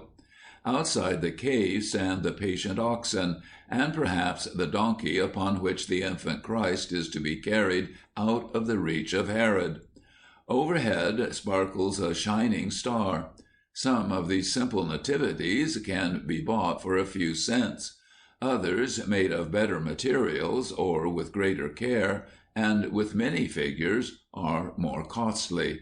These have, besides the Holy Family, perhaps a fire of ruddy tinfoil around which shepherds gather, looking in their straight brown cloaks as if they might have stepped from your Noah's Ark, and back of them on a hillside of green cloth, little white wool lambs feed quietly. In still another you may even see a smuggler with a slouch hat pulled down over his eyes, hiding with a load of tobacco behind a paper rock to leave the road free for the three kings, who in all their tinsel go journeying to worship the Holy Child. The roads are rough with bits of cork, the river is a strip of glass, and the bridge over which the camels of the wise men pass is clearly of paper stone. The rabbit hiding in the evergreens is quite as large as the donkey saddled for the flight into Egypt, but in the magic of the holy night all seems to be real, to live and feel, so natural and tender is the children's faith in these simple nativities, which are repeated on a larger scale in all the churches. On Christmas Eve, or the Good Night, as the Spanish children say, everyone must go to the church for the midnight mass, and of course no one goes to bed before that. Early in the dusk the toy dealers bring their booths and flaming naphtha torches to the village plaza, and the children swarm around them like flies to sweets. All the week before, groups of these children have been going from door to door at night, singing to familiar tunes ballads which tell the story of the Nativity, and he is a poor Spaniard who cannot find some small coins for the band of singers. On Holy Night, too, after they have made the small round of the toy dealers' stands, they go to each other's houses to look at the different nativities, and sing one carol after another, in which a single voice carries a verse, remembered or made up at the time, and the others join in the refrain while two of them dance. At the end of each verse, the two whose turn it has been to dance go up to the Nativity with flushed cheeks and bright eyes, open wide their little arms and fall on their knees with the exclamation, "For thee." In some places the children will instead carry a nativity into the plaza, singing carols in which everyone joins. One such carol is this lullaby. The baby child of Mary, now cradle he has none. His father is a carpenter, and he shall make him one. His father is a carpenter, and he shall make him one. The Lady, good Saint Anna, the Lord Saint Joachim, they rock the baby's cradle, that sleep may come to him. They rock the baby's cradle, that sleep may come to him. Then sleep thou too, my baby, my little heart so dear. The Virgin is beside thee, the Son of God is near. The Virgin is beside thee, the Son of God is near. A Christmas Tree in Japan. It was a huge Christmas tree, the first that had ever grown in our compound, for the children of our servants and writers and employees, who make up the number of our legation population, to close on 200.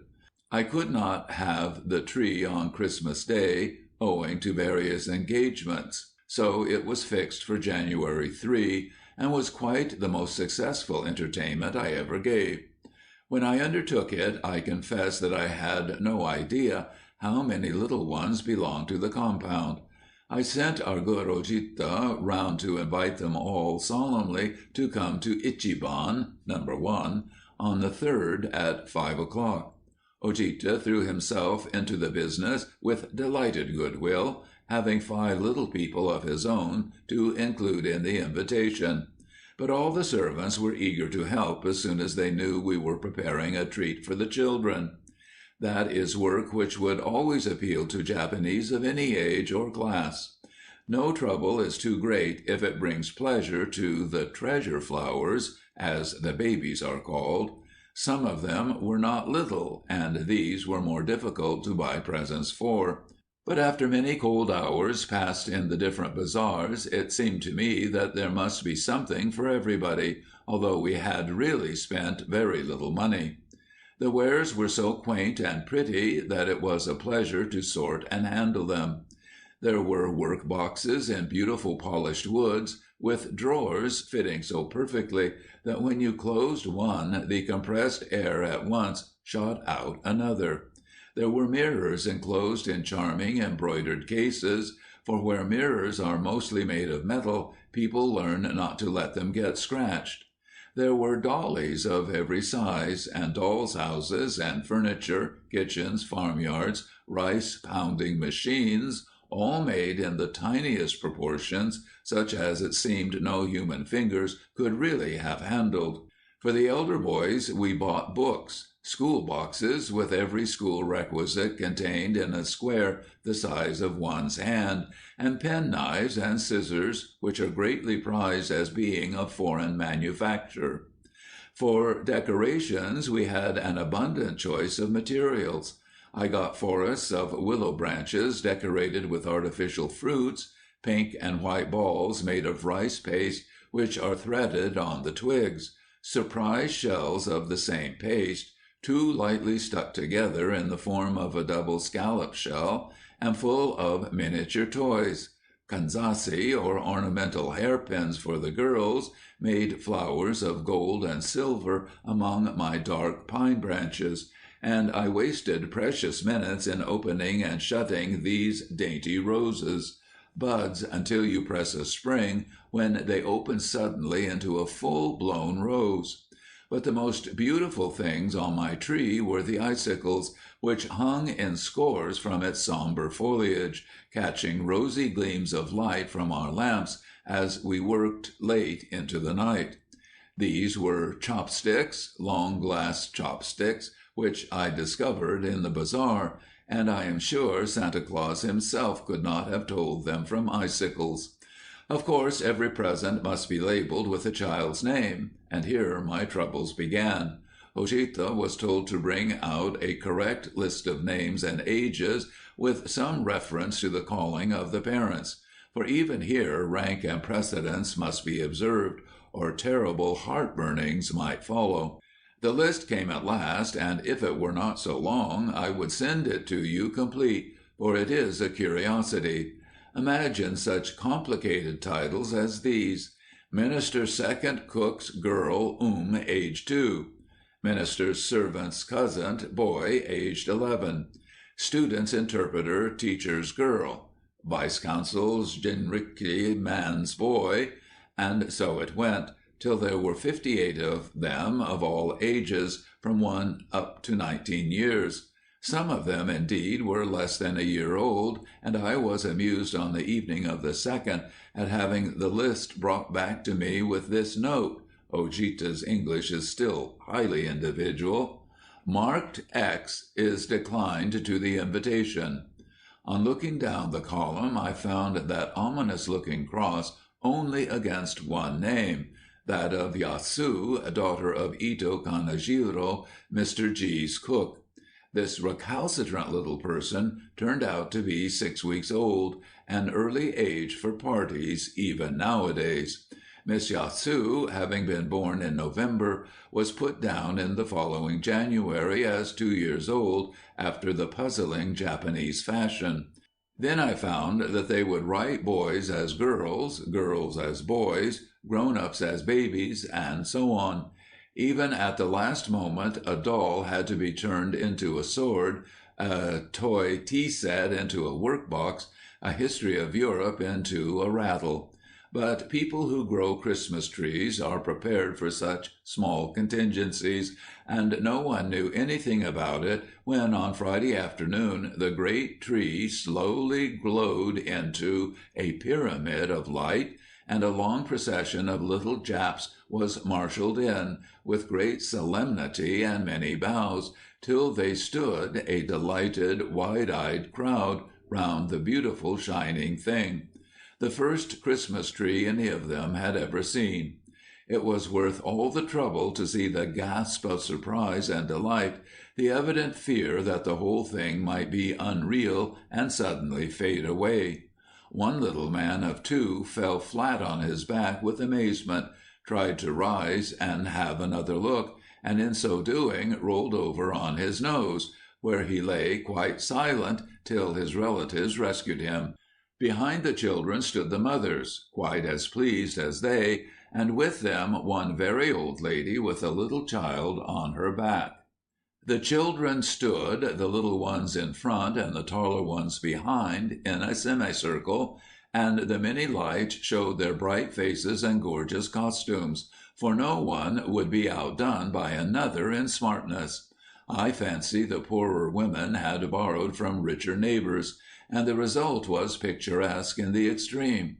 The older girls had their heads beautifully dressed with flowers and pins and rolls of scarlet crape knotted in between the coils. Their dresses were pale green or blue, with bright linings and stiff silk obies. But the little ones were a blaze of scarlet, green, geranium pink, and orange, their long sleeves sweeping the ground, and the huge flower patterns on their garments making them look like live flowers as they moved about on the dark velvet carpet. When they had gazed their fill, they were called up to me one by one. Ojita addressed them all as Than, Miss or Mister, even if they could only toddle, and I gave them their serious presents with their names, written in Japanese and English, tied on with red ribbon, an attention which, as I was afterwards told, they appreciated greatly. It seemed to me that they never would end. Their size varied from a wee mite who could not carry its own toys to a tall, handsome student of 16, or a gorgeous young lady in green and mauve crepe, and a head that must have taken the best part of the day to dress. In one thing they were all alike, their manners were perfect. There was no pushing or grasping, no glances of envy at what other children received, no false shyness in their sweet, happy way of expressing their thanks. I was puzzled by one thing about the children.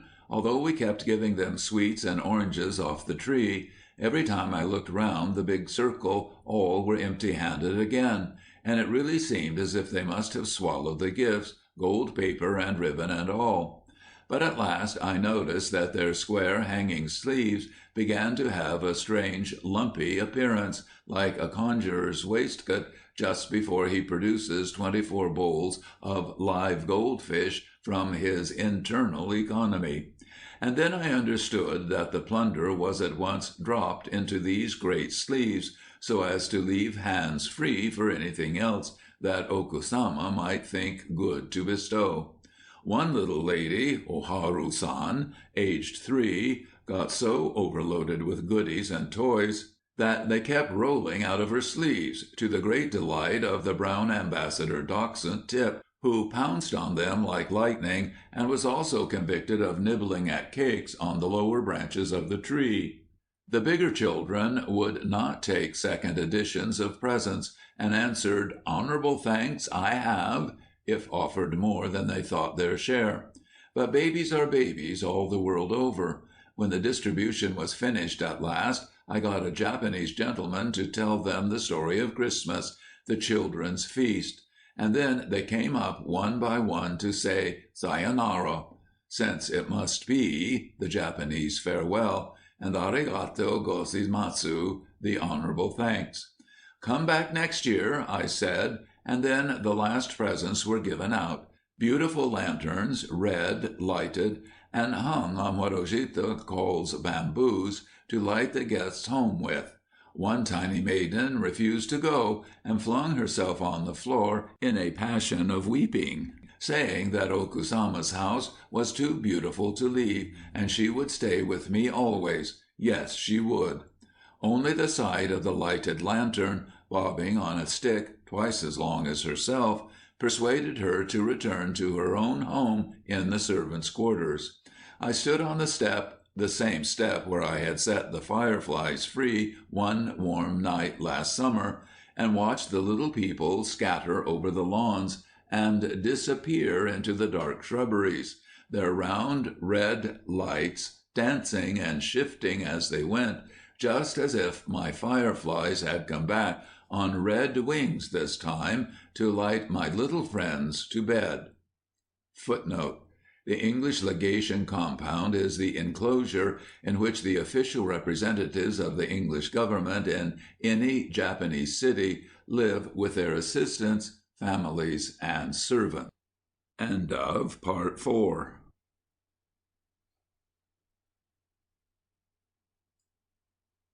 Part 5 of The Children's Book of Christmas by J.C. Dier. From Far Away. From far away we come to you, the snow in the street and the wind on the door, to tell of great tidings, strange and true.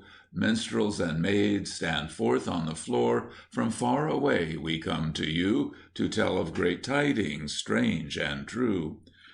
For as we wandered far and wide, the snow in the street and the wind on the door, what hap do you deem there should us betide? Minstrels and maids stand forth on the floor.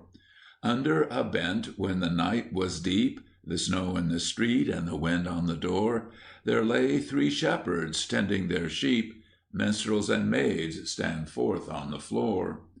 O ye shepherds, what have ye seen? The snow in the street and the wind on the door, to stay your sorrow and heal your teen. Minstrels and maids stand forth on the floor. In an ox stall this night we saw, the snow in the street and the wind on the door, a babe and a maid without a flaw. Minstrels and maids stand forth on the floor. There was an old man there beside, the snow in the street and the wind on the door. His hair was white and his hood was wide. Minstrels and maids stand forth on the floor. And as we gazed this thing upon, the snow in the street and the wind on the door, those twain knelt down to the little one. Minstrels and maids stand forth on the floor. And a marvelous song we straight did hear, the snow in the street and the wind on the door, that slew our sorrow and healed our care. Minstrels and maids stand forth on the floor. News of a fair and a marvelous thing, the snow in the street and the wind on the door. Noel, Noel, Noel, we sing. Minstrels and maids stand forth on the floor. From far away we come to you, to tell of great tidings, strange and true. Lordings, listen to our lay. Lordings, listen to our lay. We have come from far away to seek Christmas. In this mansion, we are told, He his yearly feast doth hold. 'Tis today. May joy come from God above to all those who Christmas love. Where the Christmas toys come from. Almost all the wooden toys come from Germany, where peasants in the mountains of the Tyrol and Bavaria still make them by hand. A herd boy on the hillside will see that his cattle are safely feeding in a narrow valley, which they cannot leave without passing him, and then he will sit on the grass or on a rock and whittle and whistle or yodel as the soft wood shapes itself in his fingers through a long summer day. And during the winter, while the snow lies deep on the mountain paths, entire families give their time to making Noah's arks, toy villages with stiff little green trees, toy furniture, carved figures of all kinds. Anything which a man's knife can make from poplar or plain wood is carved during the long weeks when outdoor work is impossible. At one time, whole German villages used to work in their own homes on cheap wooden toys of all kinds. Nowadays, since the invention of the machines by which the simpler forms are made, most of the toy trays have been swept into the factories of German cities. Toy reins, such as you see with tinkling sleigh bells on them, may be woven elsewhere in New England, but it is fairly certain that the bells at least are made in Connecticut, where the industry is a very old one, and where most of the sleigh bells in the country have been made, as well as cowbells and the tiny tinkler on the tea table. And naturally the state in which are so many clock factories produces those toys which are made to go by a winding key. Hundreds of thousands of tin trumpets and other toy musical instruments, which used to be made in France and Germany, are now made in this country, mainly in Pennsylvania and New York. It is fascinating to watch the making of them by machinery. Pull a handle here, click, down comes a frame, and a long sheet of metal is cut into pieces of the exact shape wanted. See, the frame on which the metal rested is a moving belt bringing a fresh sheet of metal under the stamps, and at the same time carrying the cut pieces forward over a row of steel cones where a set of clamps, like steel jaws, catches each separate bit. The clamps close once, nip, open, and each cone pushes forward with a jerk into another, which with one motion adds a mouthpiece. What passes on now is a bent tube, which needs only a touch of solder to keep it closed, a few rings of paint to make it gay, and perhaps a curved handle to be a very presentable toy trumpet. Drums are almost all made in Massachusetts. Marbles, the best of them, come from Saxony. The old-fashioned kinds of music boxes, some of them very elaborate and beautiful, still come from Switzerland. Glass ornaments for Christmas trees are made in Germany. Many of the tinsel and cut paper ornaments also come from Nuremberg and other German cities, which are the great toy markets of the world. In one French village near Paris, almost all the bone dominoes have been made for years. Another section of France turns out nearly all the bone chessmen, such figures as Alice found in the looking-glass country, and a quantity of the furry rabbits, silky-haired dogs, and woolly lambs on green-painted bellows, which bleed baa, have been made by one Parisian family for many years.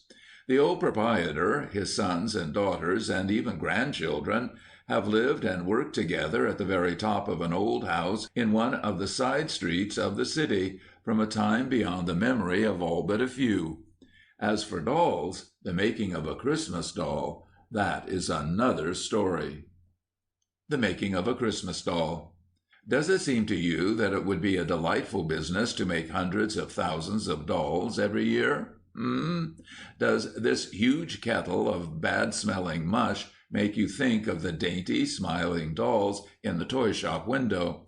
Dolly is made, though you would never guess it, of chopped up bits of old kid gloves and pieces of cardboard boiled to a pulp in a gum made from the horns of goats. And here is a man shoveling sawdust into a kettle half full of boiling water. Now he is turning the mass into a big mixing trough, adding one shovelful after another of the gluey mush. The machinery creaks and turns and cuts and slaps as this mixture is kneaded into a composition pulp. Now he is carrying some of it in a hod, for all the world like sticky mortar, to a weighing table. Sweep, it is spread out in an even thickness. Clip, down come the knives, which parted into the right quantities, and it is swiftly pressed and molded to the shape of a body, an arm, or a leg. In one factory alone, the parts of as many as 40,000 dolls are thus made in one day, and the ugly greenish shapes set aside to harden.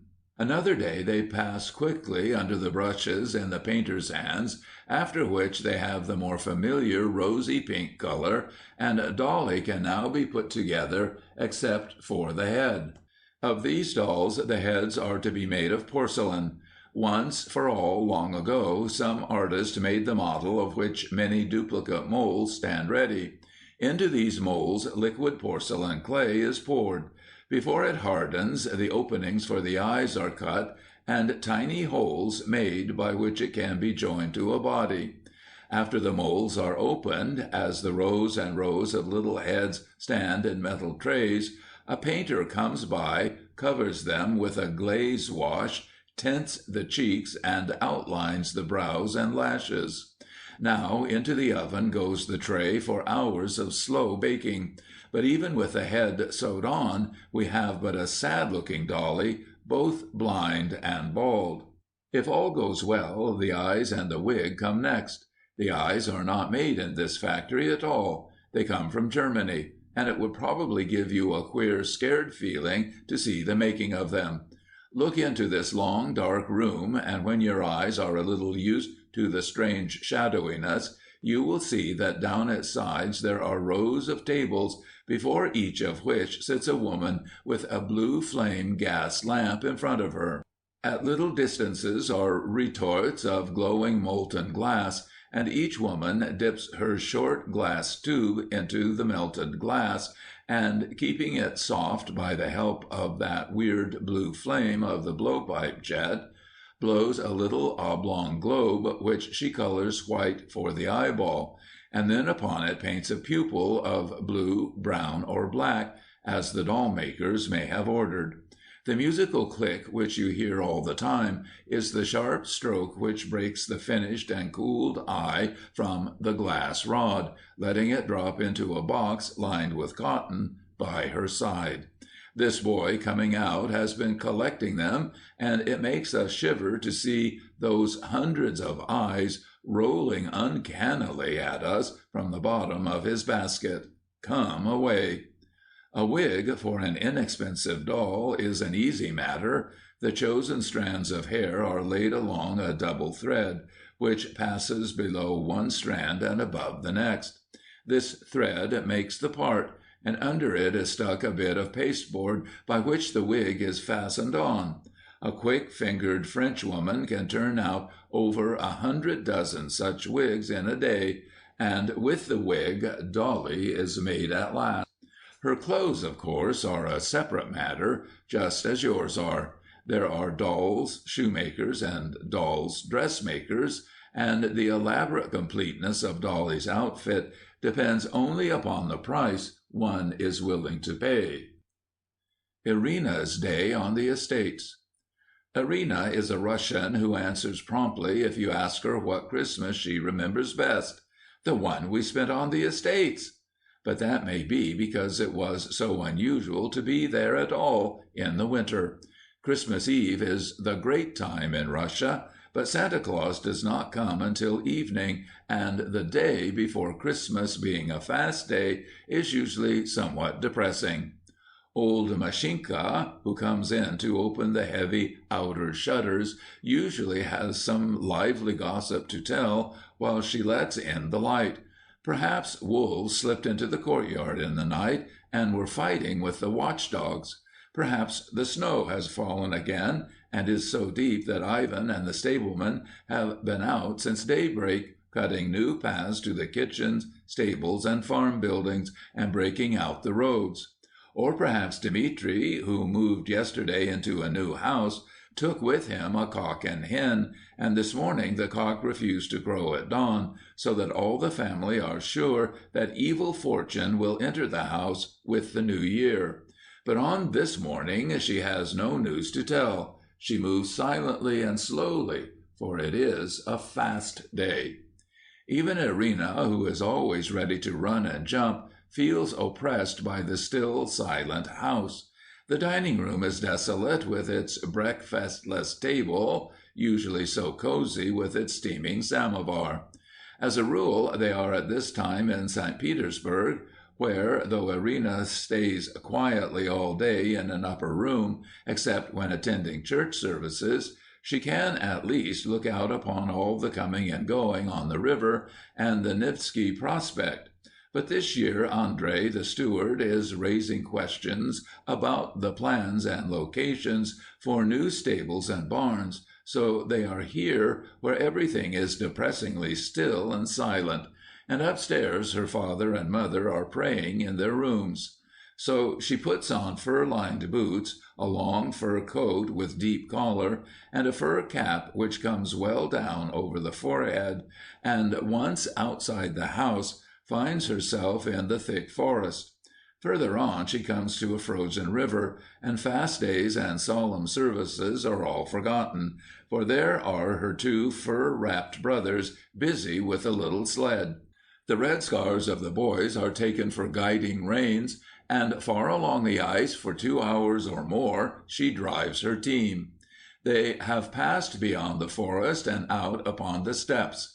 where for miles ahead no trees are to be seen except where willows mark the curve of the river, or a few stunted saplings show black against the snow. On one side is a long, low sheepfold belonging to Irina's father, and out comes the shepherd with a clamor of dogs.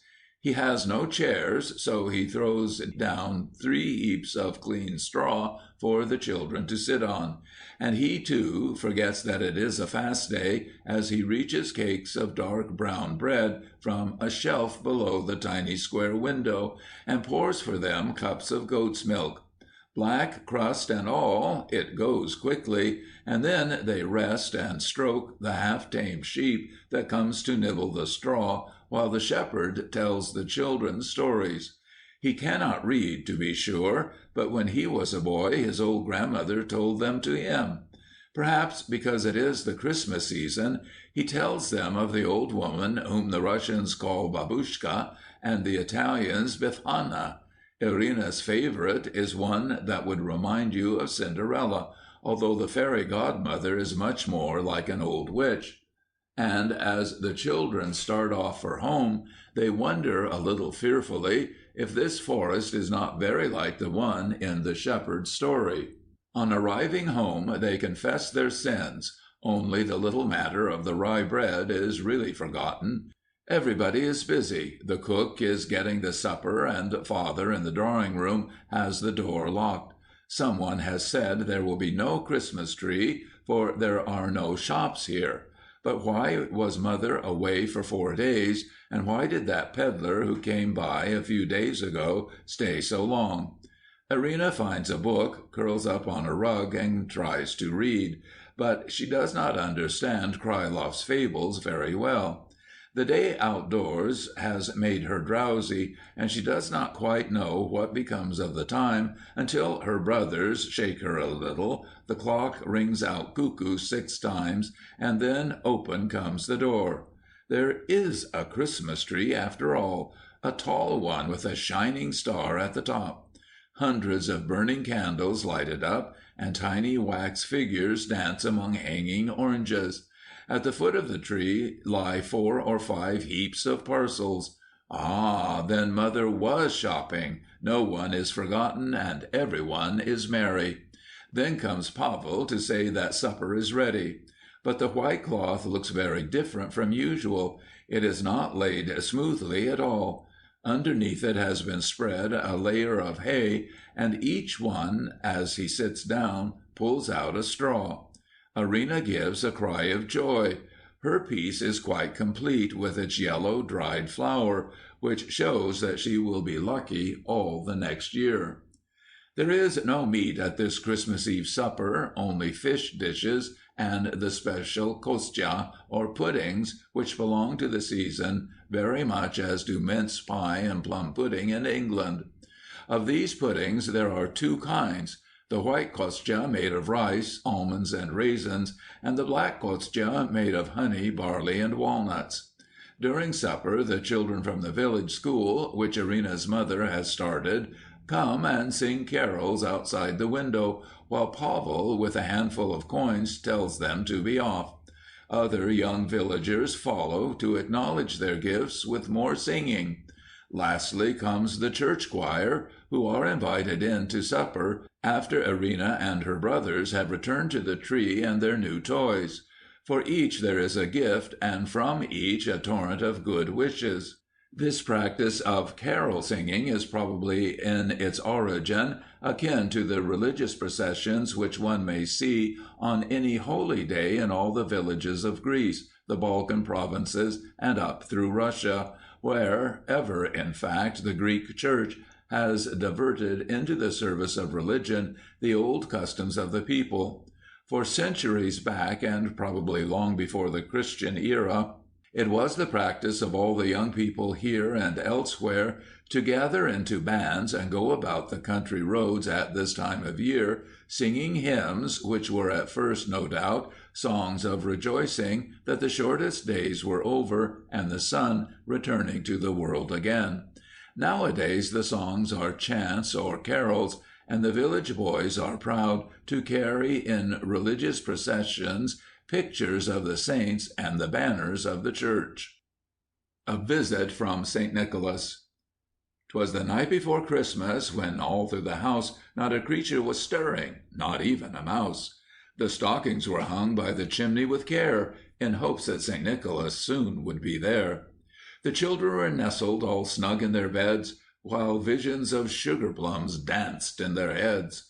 And Mamma in her kerchief, and I in my cap, had just settled our brains for a long winter's nap, when out on the lawn there arose such a clatter, I sprang from my bed to see what was the matter. Away to the window I flew like a flash, tore open the shutters, and threw up the sash. The moon on the breast of the new-fallen snow gave a lustre of midday to objects below. When what to my wondering eye should appear but a miniature sleigh and 8 tiny reindeer. With a little old driver, so lively and quick, I knew in a moment it must be St. Nick. More rapid than eagles his coursers they came, and he whistled and shouted, and he called them by name. Now Dasher, now Dancer, now Prancer and Vixen, on Comet, on Cupid, on Donder and Blitzen. To the top of the porch, to the top of the wall, now dash away, dash away, dash away, all. As dry leaves that before the wild hurricane fly, when they meet with an obstacle, mount to the sky, so up to the housetop the coursers they flew, with the sleigh full of toys, and St. Nicholas too. And then, in a twinkling, I heard on the roof the prancing and pawing of each tiny hoof. As I drew in my head, and turning around, down the chimney St. Nicholas came with a bound. He was dressed all in fur from his head to his foot, and his clothes were all tarnished with ashes and soot.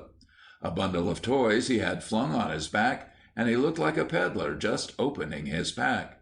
His eyes, how they twinkled, his dimples how merry, his cheeks were like roses, his nose like a cherry. His droll little mouth was drawn up like a bow, and the beard on his chin was as white as the snow. The stump of a pipe he held tight in his teeth, and the smoke it encircled his head like a wreath.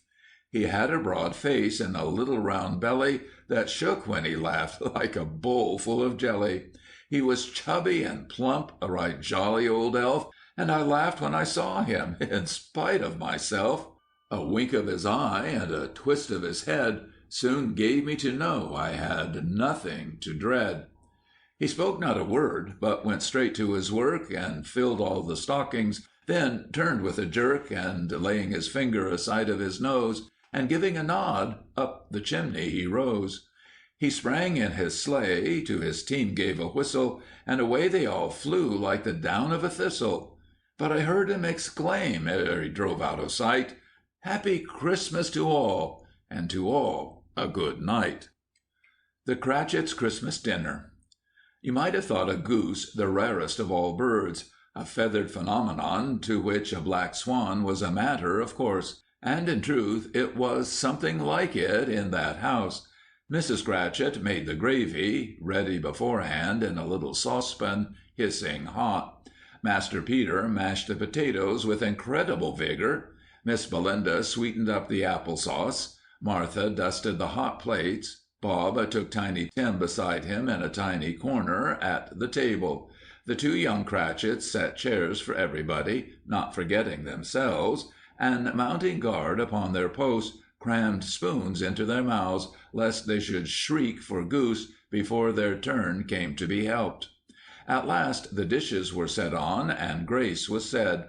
It was succeeded by a breathless pause as Mrs. Cratchit, looking slowly all along the carving knife, prepared to plunge it in the breast. But when she did, and when the long-expected gush of stuffing issued forth, one murmur of delight arose all around the board, and even Tiny Tim, excited by the 2 young Cratchits, beat on the table with the handle of his knife, and feebly cried, "Hurrah!"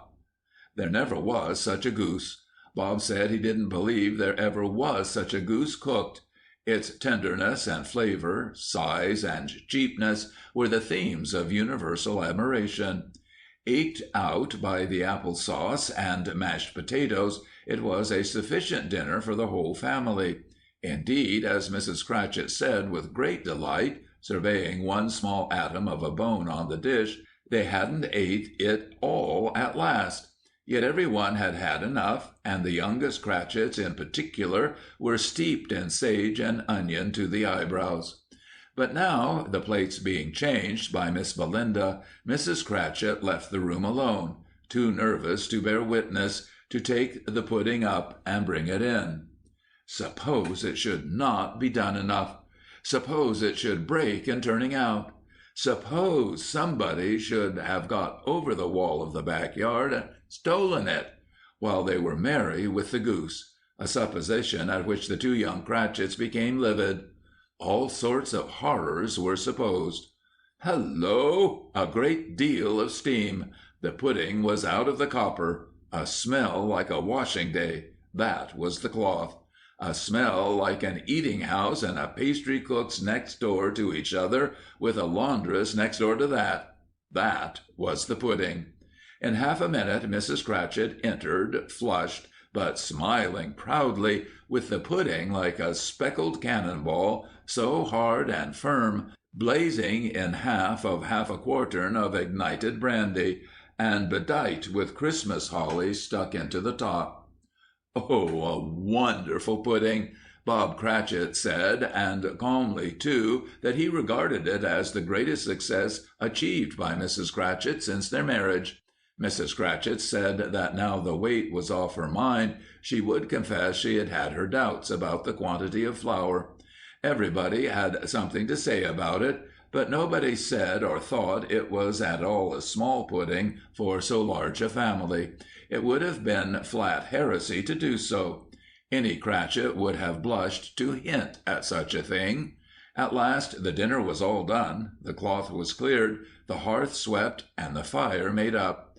The compound in the jug being tasted and considered perfect, apples and oranges were put upon the table, and a shovelful of chestnuts on the fire.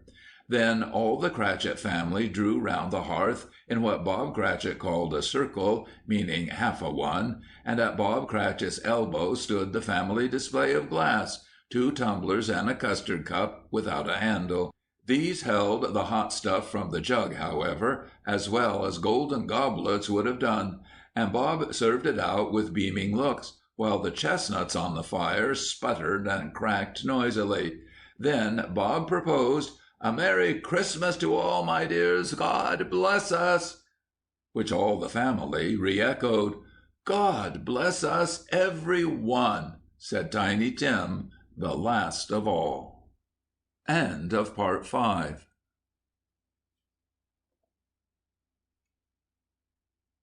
Part 6 of The Children's Book of Christmas by J.C. Dier, After the Christmas Dinner.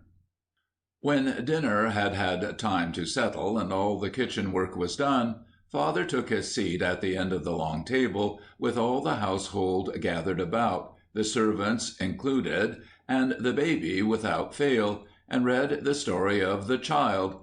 And it came to pass in those days, while mother hushed the baby. Then we sang together, "A child is born in Bethlehem," which was the simplest of our hymns, and also the one we children loved best, for it told of how in heaven we were to walk to church, on sky-blue carpets star-bedecked, which was a great comfort. Children love beautiful things, and we had few of them. The great and precious treasure in our house was the rag carpet in the spare room, which we were allowed to enter only on festive occasions such as Christmas. It had an orange streak in it which I can see to this day. Whenever I come across one that even remotely suggests it, it gives me yet a kind of solemn feeling. We had no piano. That was a luxury in those days, and Father was not a singer, but he led on bravely with his tremulous bass, and we all joined in, Annie, the cook, and Maria, the housemaid, furtively wiping their eyes with their aprons, for they were good and pious folk, and this was their Christmas service. So we sang the 10 verses to end with their refrain, Alleluia, Alleluia, that always seemed to me to open the very gates of Yule. And it did, literally, for when the last Alleluia died away, the door of the spare room was flung wide, and there stood the Christmas tree, all shining lights, and the baby was born in, wide-eyed, to be the first, as was proper, for was not this the child's holiday? Unconsciously we all gave way to those who were nearest him, who had most recently come from his presence, and were therefore in closest touch with the spirit of the holiday. So when we joined hands and danced around the tree, Father held the baby, and we laughed and were happy as the little one crowed his joy and stretched the tiny arms toward the light. Hang up the baby stocking. Hang up the baby stocking, be sure you don't forget. The dear little dimpled darling, she ne'er saw Christmas yet. But I've told her all about it, and she opened her big blue eyes, and I'm sure she understood it, she looked so funny and wise. Dear, what a tiny stocking! It doesn't take much to hold such little pink toes as babies away from the frost and cold. But then for the baby's Christmas, it will never do at all. Why, Santa wouldn't be looking for anything half so small. I know what we'll do for the baby. I've thought of the very best plan. I'll borrow a stocking of Grandma, the longest that ever I can. And you'll hang it by mine, dear mother, right here in the corner, so, and write a letter to Santa and fasten it on the toe. Write, this is the baby stocking that hangs in the corner here. You never have seen her, Santa, for she only came this year.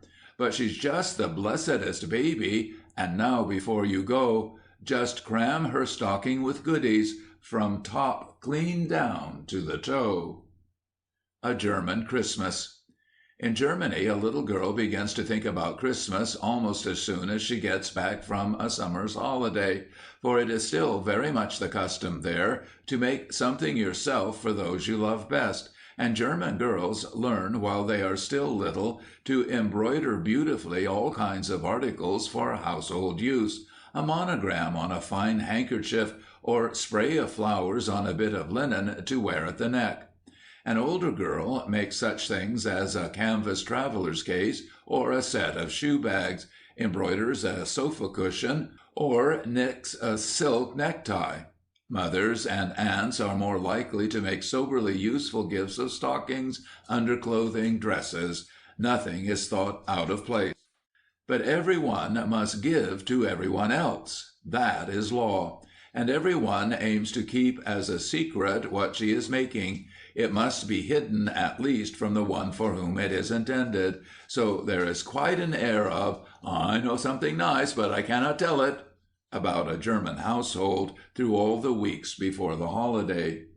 About a fortnight before Christmas the fair begins, which Mrs. Sedgwick tells us is to be seen in any one of the old German cities in the hill country, when the streets and the open places are covered with crisp, clean snow, and the mountains are white with it, and the moon shines on the ancient houses, and the tinkle of sledge bells reaches you when you escape from the din of the market and look down at the bustle of it from some silent place, a high window perhaps, or the high empty steps leading into the cathedral. The air is cold and still, and heavy with the scent of the Christmas trees brought from the forest for the pleasure of the children. Day by day you see the rows of them growing thinner, and if you go to the market on Christmas Eve itself, you will find only a few trees left out in the cold.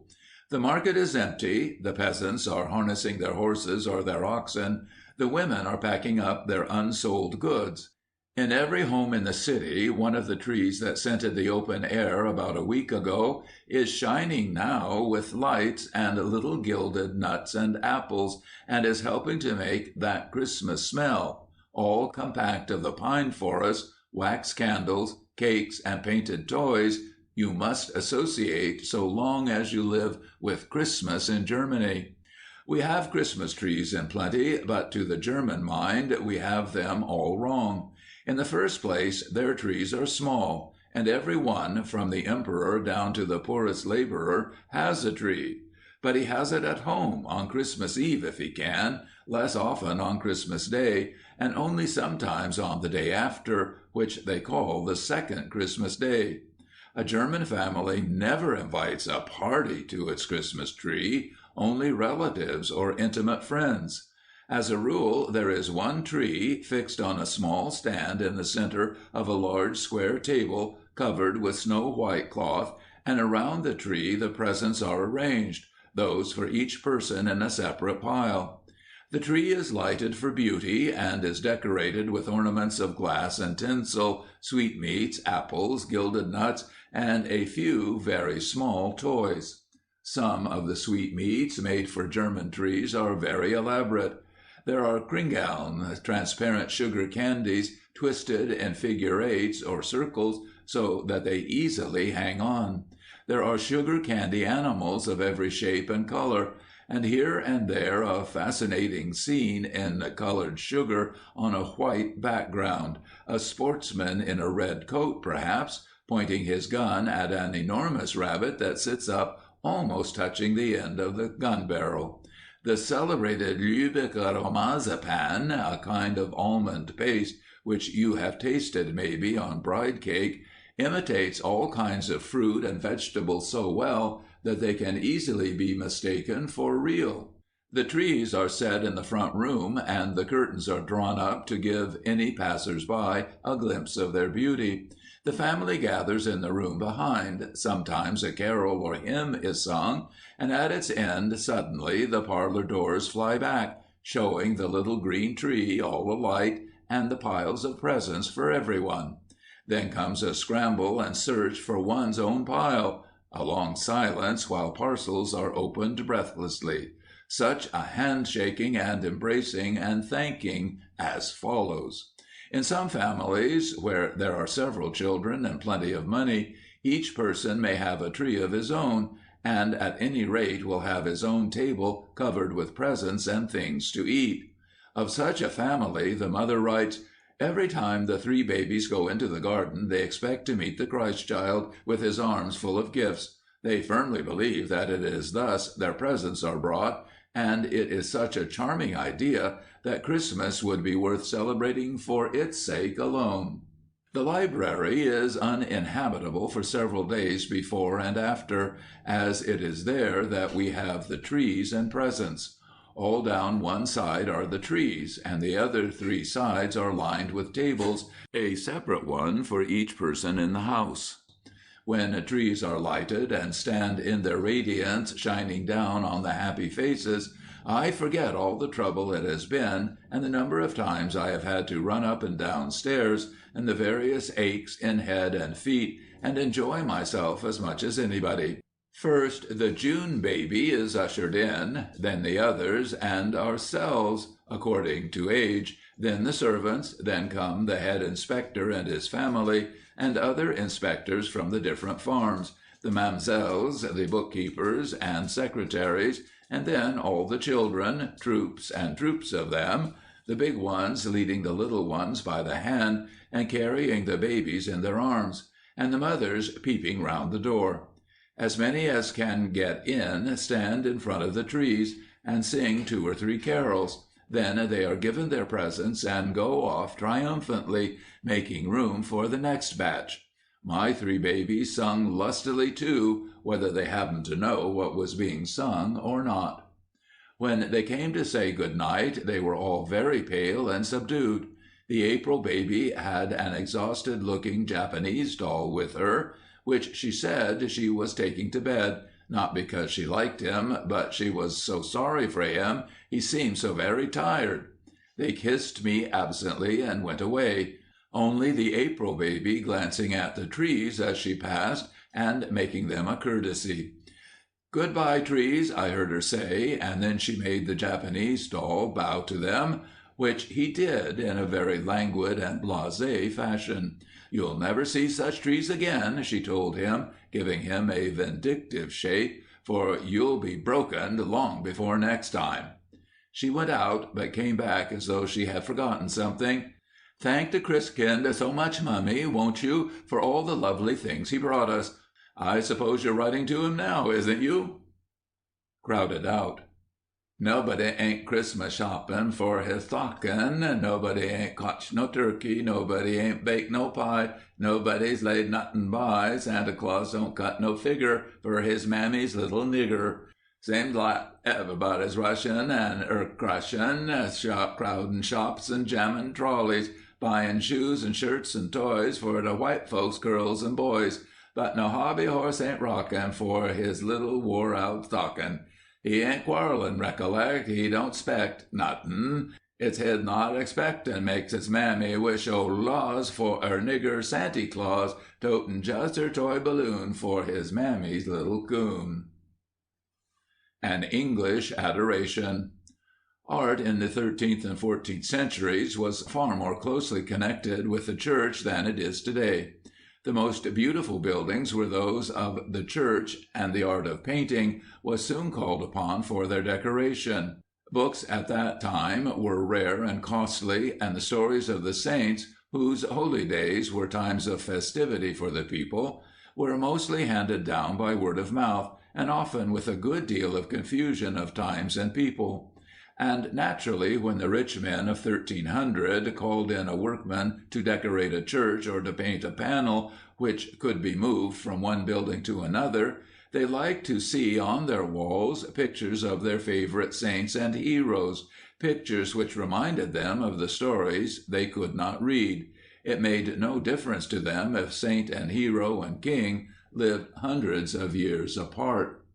There is one such picture, one of the oldest in England, so old that no one knows who painted it, which is interesting because it is easy to see that the king who ordered it painted was thinking of the old Christmas story of the adoration of the Magi, who were always thought of in the Middle Ages as being kings.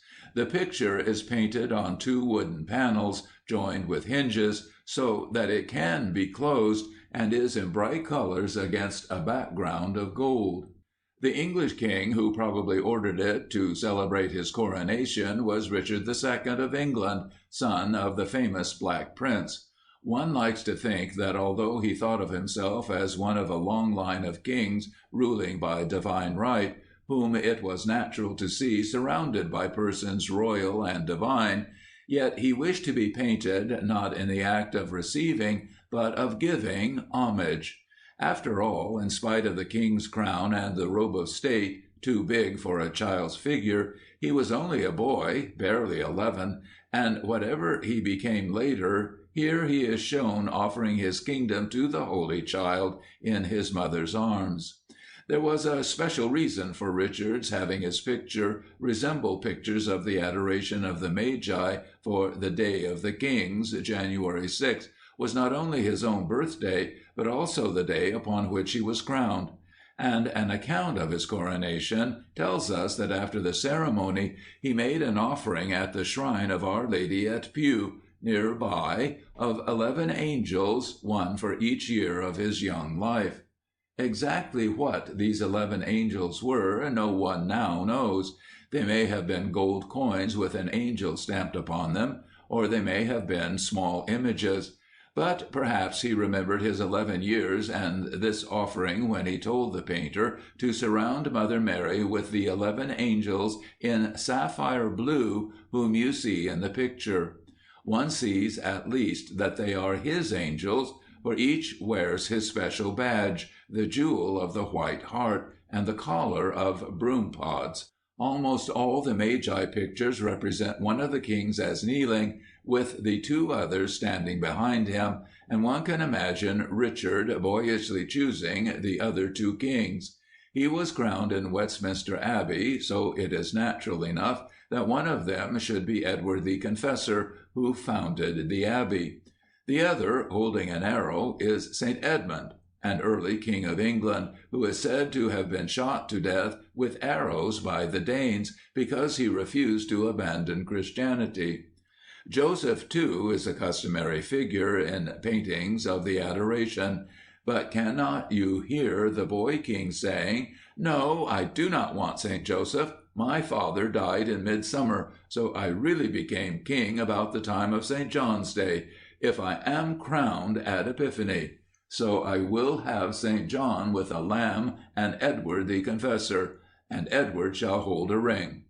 There is a pretty story that St. John the Evangelist, wandering in the disguise of a beggar, asked alms of King Edward the Confessor, and that the king, rather than refuse the poor man, gave him a ring from his finger, because he had no money with him. And it would be so like a boy not to care that the two St. Johns were not at all the same.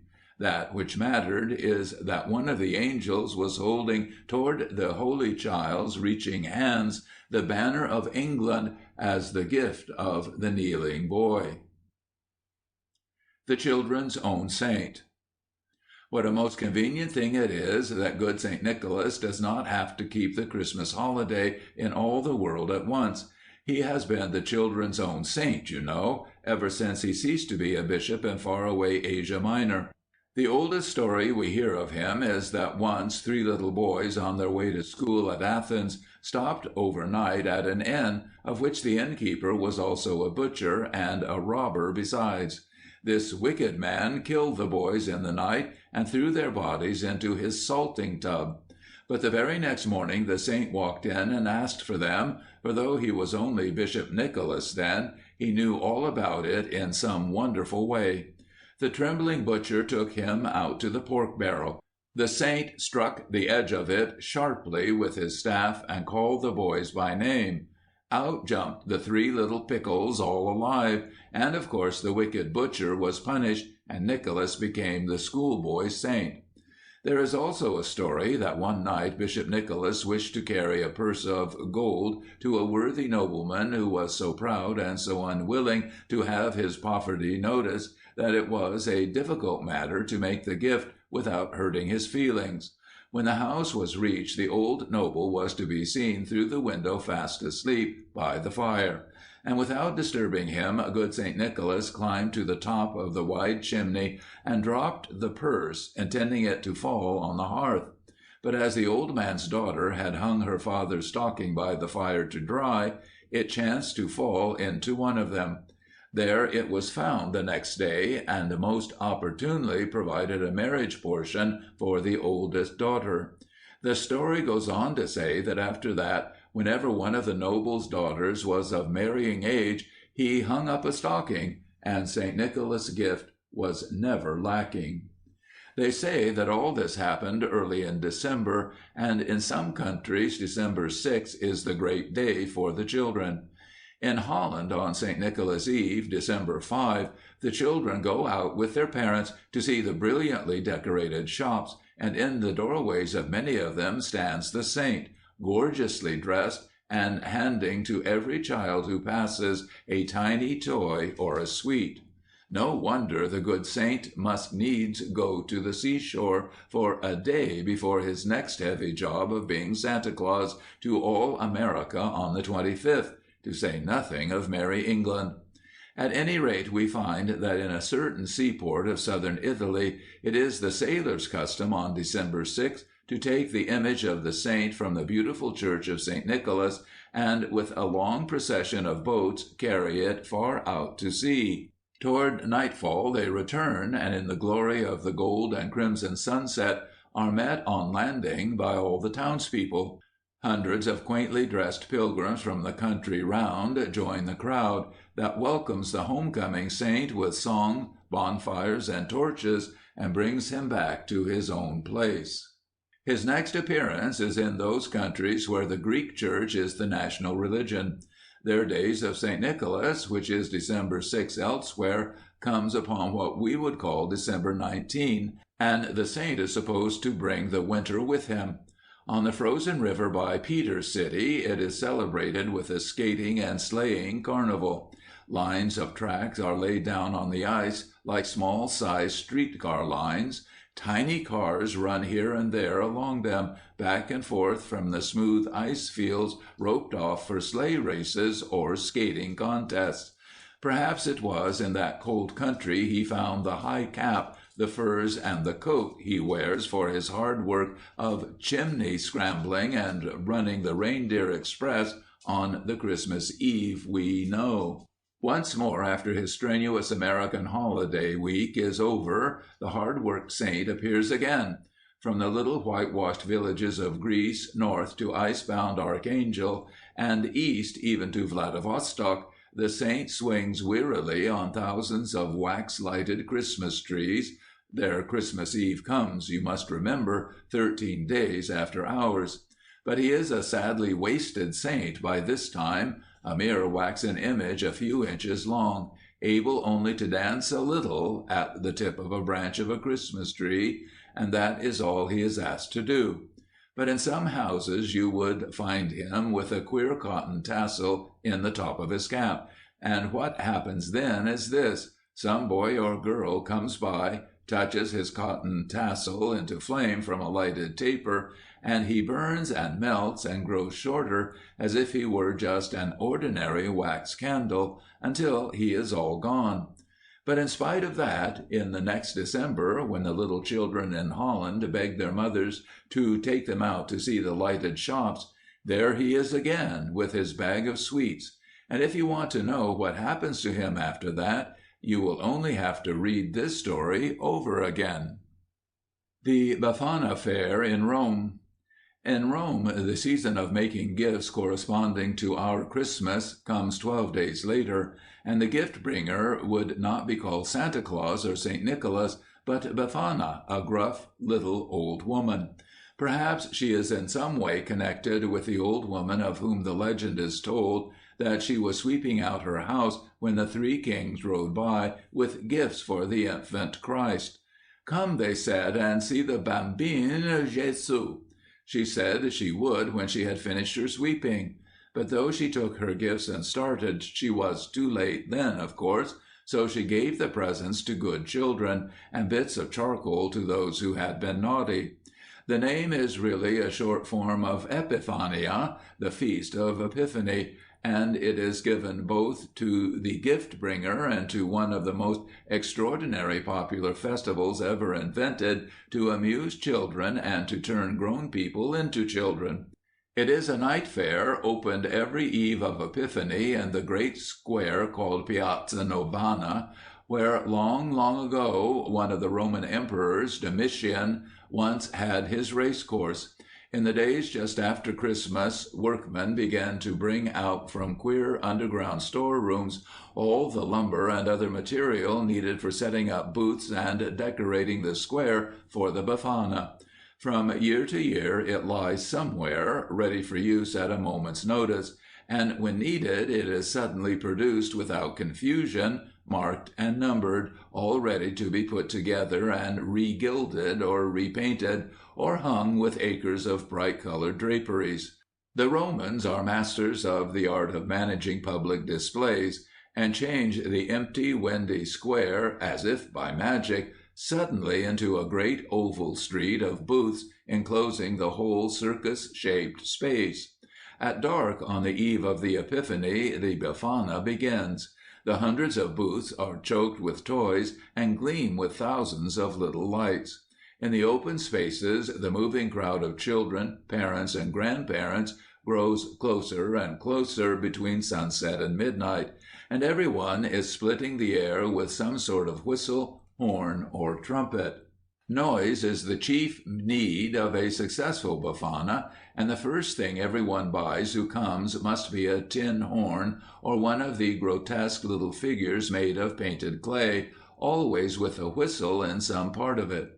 Their very ugliness is attractive, and they are daubed with a kind of bright and harmless paint, of which every Roman child remembers the taste so long as he lives. Round and round the crowd moves in a stream of young, old, and middle-aged, all blowing horns and whistles with a ridiculously solemn persistency, bent on making all the noise it is possible to get out of one small toy. Now and then they stop to buy at some booth, or to greet a friend. One group attacks another with a specially strong burst of noise, almost too much to stand, when shrill whistles are brought close to ears, and there are shouts of laughter when the party which can make the most hideous noise drives off the other half, deaf from the din. In one long-remembered year, in the old English Protestant church about a mile away, the organ was rebuilt, and the organist, a practical Anglo-Saxon, had the useless old pipes sold at the night fair for the benefit of the church. The braying of the high, cracked reeds was frightful and never to be forgotten. Thousands upon thousands of people thronged the square. Even under the clear winter sky, it is not cold. The flaring, smoking, wind-blown torches throw strange shadows down upon the old women, who behind the booth sit warming their skinny hands over earthen pots of glowing coals. They look on without a smile on their wrinkled faces, while their sons and daughters sell little old women of clay, the very images of their mothers, to passing customers. And there is no confusion, no accident, no trouble. There are no drunken men and no pickpockets. But Romans are not like other people. End of Part 6.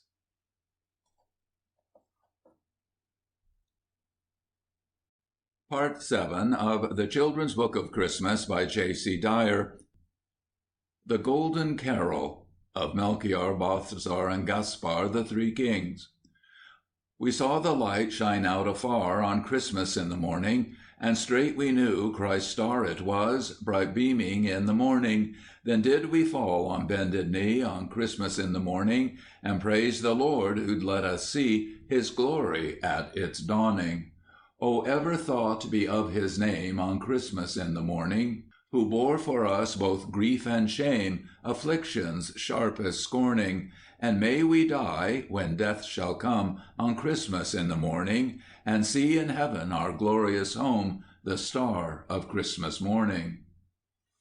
Babushka. It was the night the dear Christ-child came to Bethlehem. In a country far away from him, an old woman named Babushka sat in her snug little house by her warm fire. The wind was drifting the snow outside and howling down the chimney, but it only made Babushka's fire burn more brightly. "How glad I am that I may stay indoors," said Babushka, holding her hands out to the bright blaze. But suddenly she heard a loud rap at her door.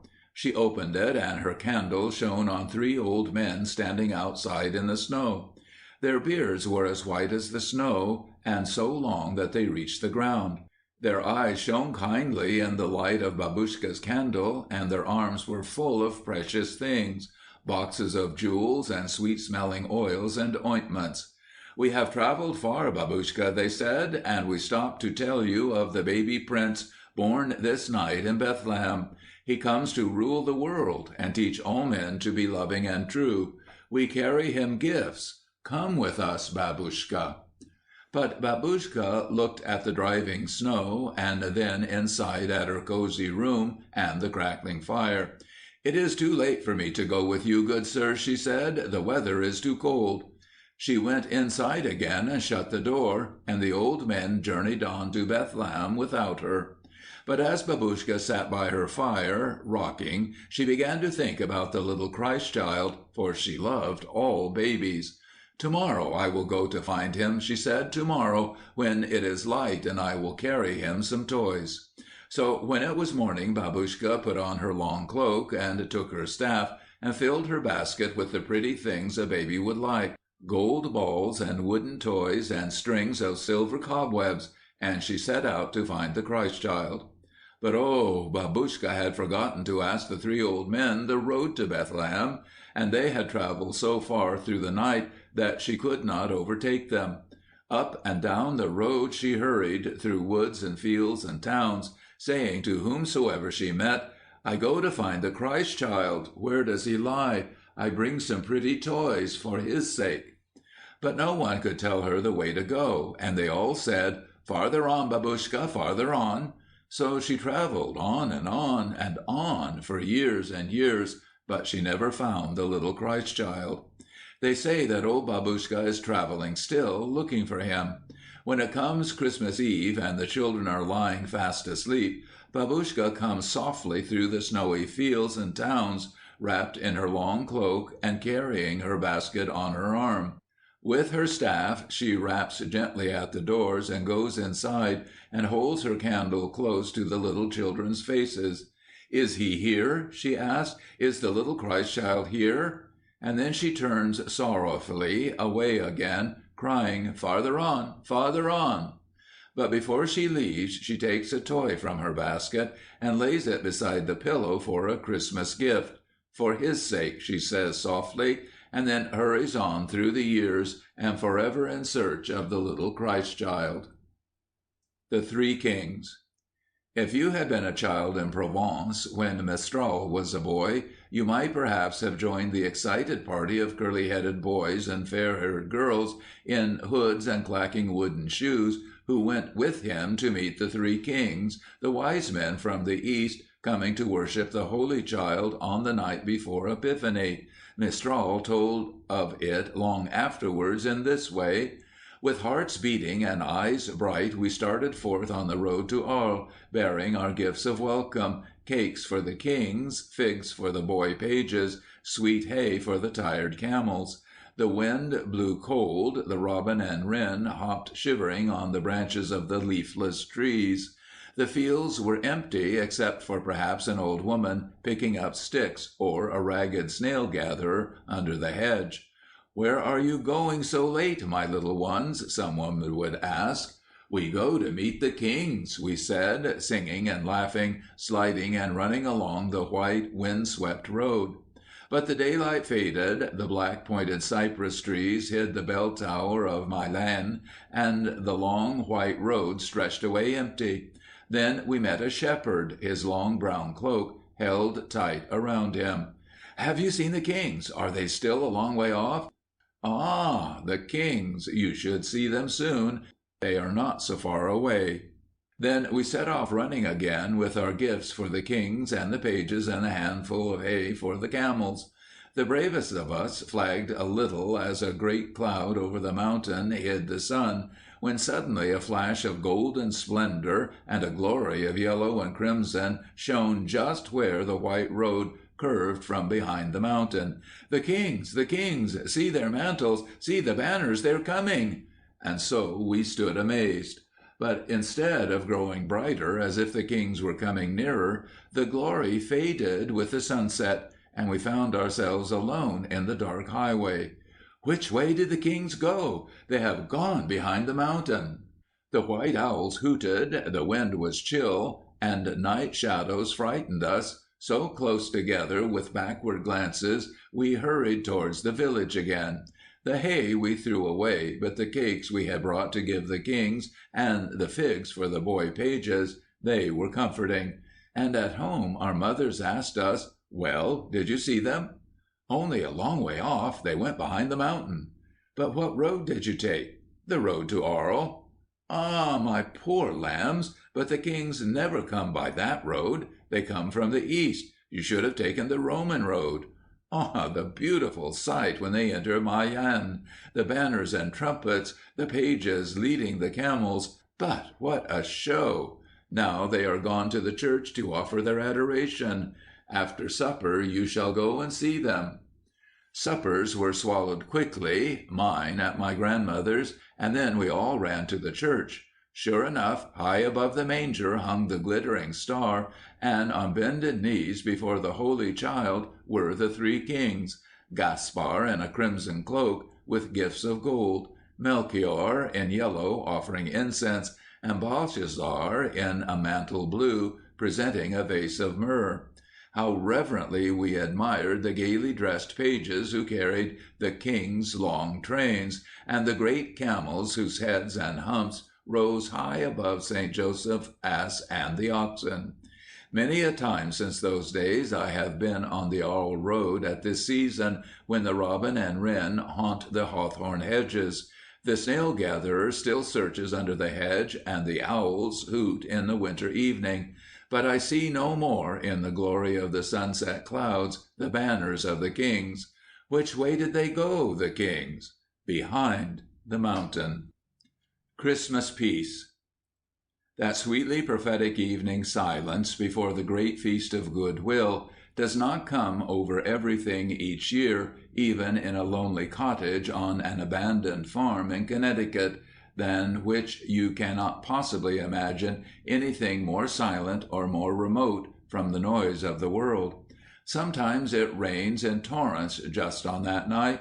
Sometimes it blows a raging gale that twists the leafless birches and elms and hickory trees like dry grass and bends the dark firs and spruces as if they were feathers, and you can hardly be heard unless you shout for the howling and screaming and whistling of the blast. But now and then, once in 4 or 5 years perhaps, the feathery snow lies a foot deep, fresh fallen, on the still countryside and in the woods, and the waxing moon sheds her large light on all, and nature holds her breath to wait for the happy day and tries to sleep, but cannot from sheer happiness and peace. Indoors the fire is glowing on the wide hearth, a great bed of coals that will last all night and be enough because it is not bitter weather, but only cold and clear and still as it should be. Or if there is only a poor stove, the iron door is open and a comfortable, cheery, red light shines out from within upon the battered iron plate and the wooden floor beyond. And the older people sit around it, not saying much, and thinking with their hearts rather than with their heads. But small boys and girls know that interesting things have been happening in the kitchen all the afternoon, and are rather glad that the supper was not very good, because there will be more room for good things tomorrow.